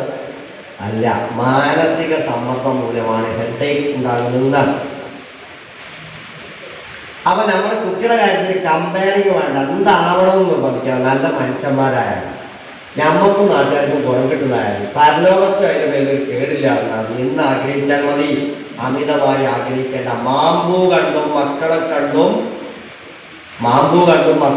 മതിപ്പ് പറയരുത് എന്നാണ്. കാരണം മാവിങ്ങനെ പൂത്ത് പറഞ്ഞാൽ ഇതെല്ലാം വാങ്ങാൻ എത്ര ഉൾക്കേണ്ട വാങ്ങണ്ടാവുന്ന ചിന്തിച്ചാൽ അതൊന്നും വാങ്ങാവില്ല. കുറേ കൊഴിഞ്ഞു, കുറേ കഴിഞ്ഞു, കുറേ പൂവാകുമ്പോഴത്തേക്ക് പോകും, കുറേ കുട്ടികൾ എറിഞ്ഞാടിട്ട് പോകും, കുറേ പിന്നെ കുത്തിക്കൊണ്ടുപോകും പക്ഷികൾ, ബാക്കിയേ കിട്ടുള്ളൂ. അങ്ങനെ മതിപ്പ് പറയുന്നതാണ്. അതുകൊണ്ട് കുട്ടികൾ നന്നാകുന്നതുമായി ബന്ധപ്പെട്ട് പറയാനുള്ളത് എന്താണെന്ന് വെച്ചാൽ നമ്മുടെ നാട്ടിൽ വലിയ ആൾക്കാരൊക്കെ നന്നാകാന്ന് പറഞ്ഞിട്ട് എനിക്ക് പറഞ്ഞു. അപ്പം നിങ്ങൾ ചോദിക്കാറുമ്പോൾ നടക്കണേ. നടക്കുമെന്ന് ചോദിച്ചാൽ എന്താ? കാലില്ലാത്തവർ വരെ നടക്കുന്നില്ല. അങ്ങനെ വീൽചെയർ നടക്കും. നടക്കണമെന്ന് വിചാരിച്ചാൽ എല്ലാം നടക്കും, നടക്കില്ല എന്ന് വിചാരിച്ചാലോ ഒന്നും നടക്കില്ല. ഞാനായിട്ട് മോശമാവാൻ പാടില്ല എന്നല്ല ഉമ്മമാരും തീരുമാനിക്കുക, ഞാനായിട്ട് മോശമാവാൻ പാടില്ല എന്നല്ല ബാപ്പാരും തീരുമാനിക്കുക. എന്നാ എന്തായി? എല്ലാവരും നന്നായി. പിന്നെ നല്ല വിചാരം കൊണ്ടെടുക്കുക, എല്ലാവർക്കും നല്ലത് ചെയ്യുക, നല്ലത് വേണമെന്ന് ആഗ്രഹിക്കുക, നെയ്യത്ത് നന്നാക്കുക, പരമാവധി ചെയ്യുക, പടച്ചോനെ പേടിക്കുക, എല്ലാവരെയും ബഹുമാനിക്കുക, ആദരിക്കേണ്ടവർ ആദരിക്കുക, പരമാവധി നമ്മൾ ചെയ്യുന്നതൊക്കെ അള്ളാഹു റസൂലിന് തൃപ്തിയുള്ള കാര്യമാണോ എന്ന് ആലോചിക്കുക, അങ്ങനെ കൊണ്ട് ജീവിക്കുക. അള്ളാഹു സുബ്ഹാനഹു വ തആല നമ്മളെല്ലാവരെയും നന്നാക്കി തരുമാറാകട്ടെ.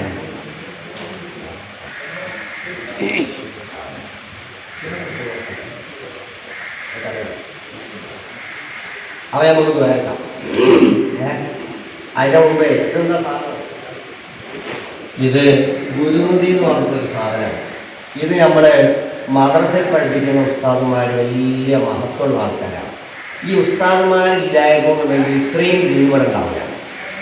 അതെങ്ങനെ ഞാൻ വെറുതെ പറയുന്നതല്ല. കേരളത്തിൻ്റെ പുറത്ത് പല സ്റ്റേറ്റിൽ ഈ ആവശ്യത്തിന് വേണ്ടി ഞാൻ സഞ്ചരിച്ചിട്ടുണ്ട്. വലിയ അലമ്പാണ് അവിടെ കാണുന്ന സമയത്ത്. ബോംബെയിലെ ധാരാവി എന്ന് പറഞ്ഞ സ്ഥലത്ത് ഒരു മാസം മുമ്പ് ഞാൻ പോയിരുന്നു. അവിടേക്ക് കുട്ടികൾ എങ്ങനെയാണ് പഠിക്കുന്നതെന്ന് അറിയാം. അതിന് സ്ഥിതി എന്താണെന്ന് അറിയാം. ഇത്രയുള്ള ഒരു ചെറിയൊരു പെട്ടിക്കൂട് പറഞ്ഞ സ്ഥലത്ത് ഒരു 50 ആളൊക്കെ കിടക്കുന്നുണ്ടാവും. എന്നിട്ട് അതിൻ്റെ ഇടയിൽ മാതാപിതാക്കൾ പിന്നെ കുട്ടികളെ വളർത്തുന്നു, അതിന് കുട്ടികളെ പ്രസവിക്കുന്നു. ഇതൊക്കെ കുട്ടികൾ കാണുകയും കേൾക്കുകയൊക്കെ ചെയ്തിട്ടുള്ള മാനസിക പ്രശ്നങ്ങൾ വരെ അവിടെ ഉണ്ട്. അത്തരം സ്ഥലത്ത് വരെ നമ്മുടെ മദ്രസകളൊക്കെ വളരെ വിഷമിച്ച കാര്യങ്ങൾ. എന്നാൽ നമ്മുടെ നാട്ടിൽ ഈ ഉസ്താദുമാരുടെ സേവനം കൊണ്ടും അവരുടെ കഴിവുകൊണ്ടും ഒക്കെയാണ് നമ്മുടെ നാട്ടിൽ ദീൻ നിരക്കുന്നത്. നല്ല സുഖമായി കുട്ടികൾ പഠിക്കുന്നത്. അപ്പം ഈ കഴിവുള്ള ഉസ്താദുമാരൊക്കെ ശമ്പളം കുറവായതുകൊണ്ട് ഒരു ഗൾഫിലൊക്കെ പോയിട്ടാണ് പറയേയില്ല. കാരണം പറയാൻ പറ്റില്ലല്ലോ, എല്ലാവർക്കും ജീവിക്കാൻ പ്രയാസമുണ്ടാകുമല്ലോ.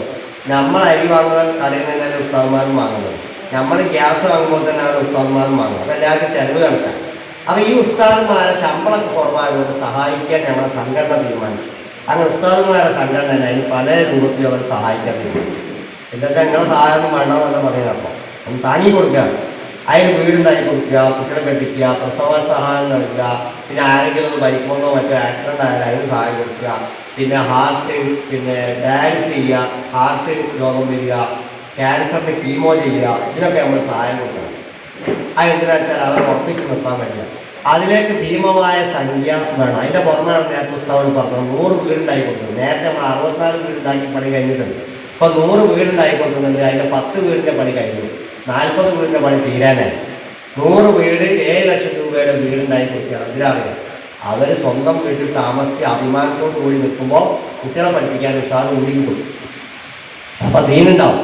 അപ്പം അതിന് വേണ്ടിയിട്ട് പല മാർഗങ്ങളും നമ്മൾ ആലോചിച്ചിട്ട് നേരെ ആവാത്തത് കൊണ്ട് പോരാത്തത് നമ്മൾ പുതിയൊരു മാർഗം സ്വീകരിച്ചാണ് ഇങ്ങനത്തെ ഒരു പെട്ടി എല്ലാവരും വീട്ടിലും വെക്കും.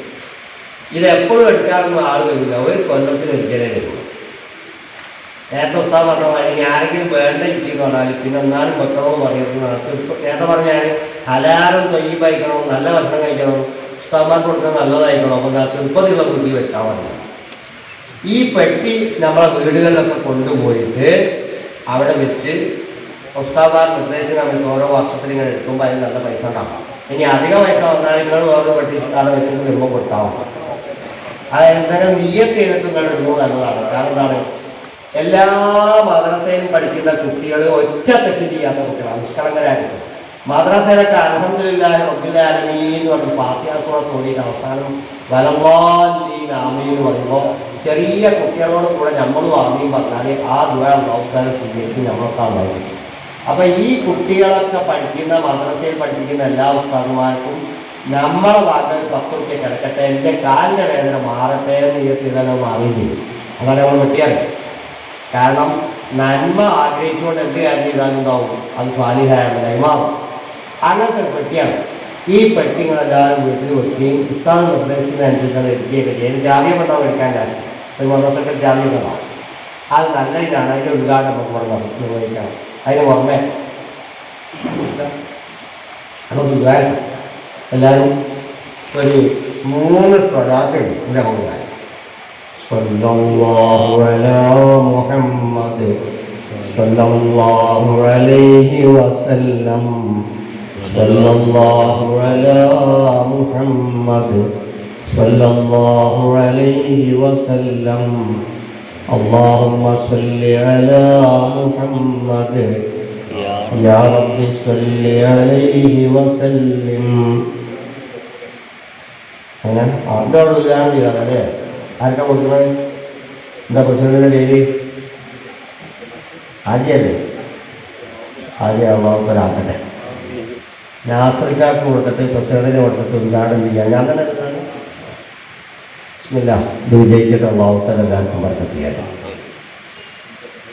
സെക്രട്ടറിക്ക് കൊടുക്കും. സെക്രട്ടറി പേരെന്താ? നിസാറിന്. ഞങ്ങളെ കൊണ്ടുപോകുന്ന ആളല്ലേ. അള്ളാഹു ബർക്കത്ത് ചെയ്യണം. ജോലിയൊക്കെ റാത്താണ്. അൽഹംദുലില്ലാഹി റബ്ബിൽ ആലമീൻ. അല്ലാഹുമ്മ സ്വല്ലി അലാ സയ്യിദിനാ മുഹമ്മദ് വഅലാ ആലി സയ്യിദിനാ മുഹമ്മദ്. അർഹമുറാഹിമായ രാജസയ്യിദായ റബ്ബേ, ഈ സമയത്തെ ഞങ്ങൾ ഒരുമിച്ച് കൂടിയതിനെ സ്വാലിഹായ ബലായി നീ സ്വീകരിക്കണേ അല്ലാഹ്. റഹ്മാനായ റബ്ബേ, സാധുക്കളായ സഹോദരിമാര് സഹോദരന്മാരുടെ ദീനിന്റെ കാര്യം കേൾക്കാൻ വേണ്ടി ഒരുമിച്ച് കൂടിയത് നാളെ പരലോകത്ത് ഗുണപരമായ കാര്യമായി നീ സ്വീകരിക്കണേ അല്ലാഹ്. പഠിച്ചവരെ ഞങ്ങളെ മക്കളെ നന്നാക്കണേ അല്ലാഹ്, ഭാര്യമാരെ നന്നാക്കണേ അല്ലാഹ്, ഭർത്താക്കന്മാരെ നന്നാക്കണേ അല്ലാഹ്. ഞങ്ങളുടെ ജീവിതത്തിലും മരണത്തിലും ബർക്കത്ത് ചെയ്യണേ അല്ലാഹ്. പഠിച്ചവരെ ഈ മദ്രസയിൽ പഠിക്കുന്ന കുട്ടികളുടെ ഉസ്താദുമാരും നീ ഹൈറും ബർക്കത്തും ഏറ്റി കൊടുക്കണേ അല്ലാഹ്. ദീൻ പഠിപ്പിച്ചു കൊടുക്കുന്ന ഉസ്താദുമാർക്ക് ദീർഘായുസ്സും ആഫിയത്തും സിഫത്തും പ്രദാനം ചെയ്യണേ അല്ലാഹ്. പഠിച്ചവരെ ദീനിന് ഗുണകരമാകുന്ന രീതിയിൽ പ്രവർത്തിക്കാൻ അവർക്കെല്ലാവർക്കും നീ തൗഫീഖ് നൽകണേ അല്ലാഹ്. ഈ സ്ഥാപനത്തെ സഹായിക്കുന്നവരെ നീ സഹായിക്കണേ അല്ലാഹ്. റഹ്മാനായ റബ്ബേ, ഞങ്ങളെ കച്ചവടത്തിൽ ബർക്കത്ത് ചെയ്യണേ അല്ലാഹ്, ജോലിയിൽ ബർക്കത്ത് ചെയ്യണേ അല്ലാഹ്, വിദ്യാഭ്യാസത്തിൽ ബർക്കത്ത് ചെയ്യണേ അല്ലാഹ്. നാഫിയായ ഇൽമിനെ ഞങ്ങളുടെ മക്കൾക്കും ഞങ്ങൾക്കും പ്രദാനം ചെയ്യണേ അല്ലാഹ്. കുട്ടികളെ വിവാഹപ്രായമെത്തിയ കുട്ടികളെ വിവാഹം ചെയ്ത് അയക്കാനുള്ള തൗഫീഖ് പ്രദാനം ചെയ്യണേ അല്ലാഹ്. അതിനുള്ള എല്ലാ കാര്യങ്ങളും എല്ലാ സഹായങ്ങളും ഞങ്ങൾക്ക് നീ നൽകണേ അല്ലാഹ്. വഴികൾ തുറന്നു നൽകണേ അല്ലാഹ്. ആൺകുട്ടികൾക്ക് സമ്പൂർണമായ ഇണകളെ നല്ല രീതിയിൽ നീ നൽകണേ അല്ലാഹ്. ഖൈറും ബർക്കത്തും നൽകണേ അല്ലാഹ്. അർഹമുറാഹിമായ റബ്ബേ, ഞങ്ങളുടെ മാതാപിതാക്കൾക്ക് ദീർഘായുസ്സും ആഫിയത്തും നൽകണേ അല്ലാഹ്. രോഗം ശിഫയാക്കണേ അല്ലാഹ്. ശാരീരികവും മാനസികവുമായ എല്ലാ ബുദ്ധിമുട്ടുകളിൽ നിന്ന് രക്ഷപ്പെടുത്തണേ അല്ലാഹ്. മരിക്കുന്ന സമയത്ത് ഈമാൻ കാമിലായി മരിക്കുന്ന സ്വാലിഹീങ്ങളിൽ ഞങ്ങൾ നീ പെടുത്തണേ അല്ലാഹ്. മരിച്ചുപോയ മാതാപിതാക്കളുള്ളവരുണ്ട് റഹ്മാനായ റബ്ബേ, അവരുടെ ഖബറിനെ നീ സന്തോഷമാക്കി കൊടുക്കണേ അല്ലാഹ്. പരലോകത്തെ എല്ലാ ഘട്ടങ്ങളിലും അവരെയും ഞങ്ങളെയും നീ രക്ഷപ്പെടുത്തണേ അല്ലാഹ്. പഠിച്ചവനെ, ഒരുപാട് സഹോദരന്മാരും സഹോദരിമാരും ഇവിടെ വന്നിട്ടുണ്ട്. അവർക്ക് ഒരുപാട് ആവശ്യങ്ങളുണ്ട്, ഉദ്ദേശങ്ങളുണ്ട്, രോഗങ്ങളുണ്ട്. പുറത്ത് പറയാൻ പറ്റുന്നതും പറ്റാത്തതുമായ എല്ലാ ഹലാലായ ഉദ്ദേശങ്ങളും നീ സഫലീകരിക്കണേ അല്ലാഹ്. എല്ലാ രോഗങ്ങളും നീ ശിഫയാക്കണേ അല്ലാഹ്. ക്യാൻസറിനെ തൊട്ട് ഞങ്ങൾ നീ കാക്കണേ അല്ലാഹ്. ഡയാലിസിസിന്റെ മെഷീനിലേക്ക് കയറ്റുന്നതിനെ തൊട്ട് നീ കാക്കണേ അല്ലാഹ്. അതേ പ്രകാരം ഹൃദയത്തിന്റെ ഹൃദ്രോഗത്തെ സംബന്ധമായുള്ള കാര്യങ്ങളെ തൊട്ട് കാക്കണേ അല്ലാഹ്. എത്രയോ ആളുകൾക്ക് സ്ട്രോക്ക് വരുന്നതിനെ തൊട്ട് നീ കാക്കണേ അല്ലാഹ്. അത്തരം മാരകമായ രോഗങ്ങൾ ഉള്ളവർക്ക് നീ ശമനം നൽകണേ അല്ലാഹ്, ശിഫ നൽകണേ അല്ലാഹ്. റഹ്മാനായ റബ്ബേ, നമ്മളെല്ലാവരും നിന്റെ സ്വാലിഹീങ്ങളിൽ പെടുത്തണേ അല്ലാഹ്. നിന്റെ കരുണാ കടാക്ഷം ഞങ്ങൾ നീ വർഷിക്കണേ അല്ലാഹ്. ആഖിബത്ത് നന്നാക്കി തരണേ അല്ലാഹ്. മരിക്കുന്ന സമയത്ത് കാമിലായ ഈമാനോടുകൂടെ ലാ ഇലാഹ ഇല്ലല്ലാഹ് എന്ന കലിമത്ത് ഉച്ചരിച്ച് മരിക്കാനുള്ള ഭാഗ്യം നീ നൽകണേ അല്ലാഹ്. കിടപ്പിലാകുന്ന രോഗികളാക്കി മാറ്റല്ലേ അല്ലാഹ്. റഹ്മാനുമായ റബ്ബേ, അവിടുന്ന് മരിക്കുകയാണെങ്കിലും ഈമാൻ സലാമത്തായി മരിപ്പിക്കണേ അല്ലാഹ്. കടത്തോടുകൂടി മരിപ്പിക്കല്ല അല്ലാഹ്. കടം വീടാനുള്ള മാർഗം നൽകണേ അല്ലാഹ്. വീടിന്റെ പണിയെടുക്കുന്ന ആളുകളുടെ വീട് പൂർത്തിയാകാനുള്ള തൗഫീഖ് നൽകണേ അല്ലാഹ്. വാടക വീട്ടിൽ താമസിക്കുന്നവരുടെ സ്വന്തം വീട് സ്വപ്നം കാണുന്നവരാണ് റബ്ബേ, അവർക്ക് നീ സ്വന്തം വീടിന്റെ വഴി തുറന്നു കൊടുക്കണേ അല്ലാഹ്. ربنا آتنا في الدنيا حسنة وفي الآخرة حسنة وقنا عذاب النار آمين برحمتك يا أرحم الراحمين. صلى الله على محمد صلى الله عليه وسلم. صلى الله على محمد صلى الله عليه وسلم. اللهم صل على محمد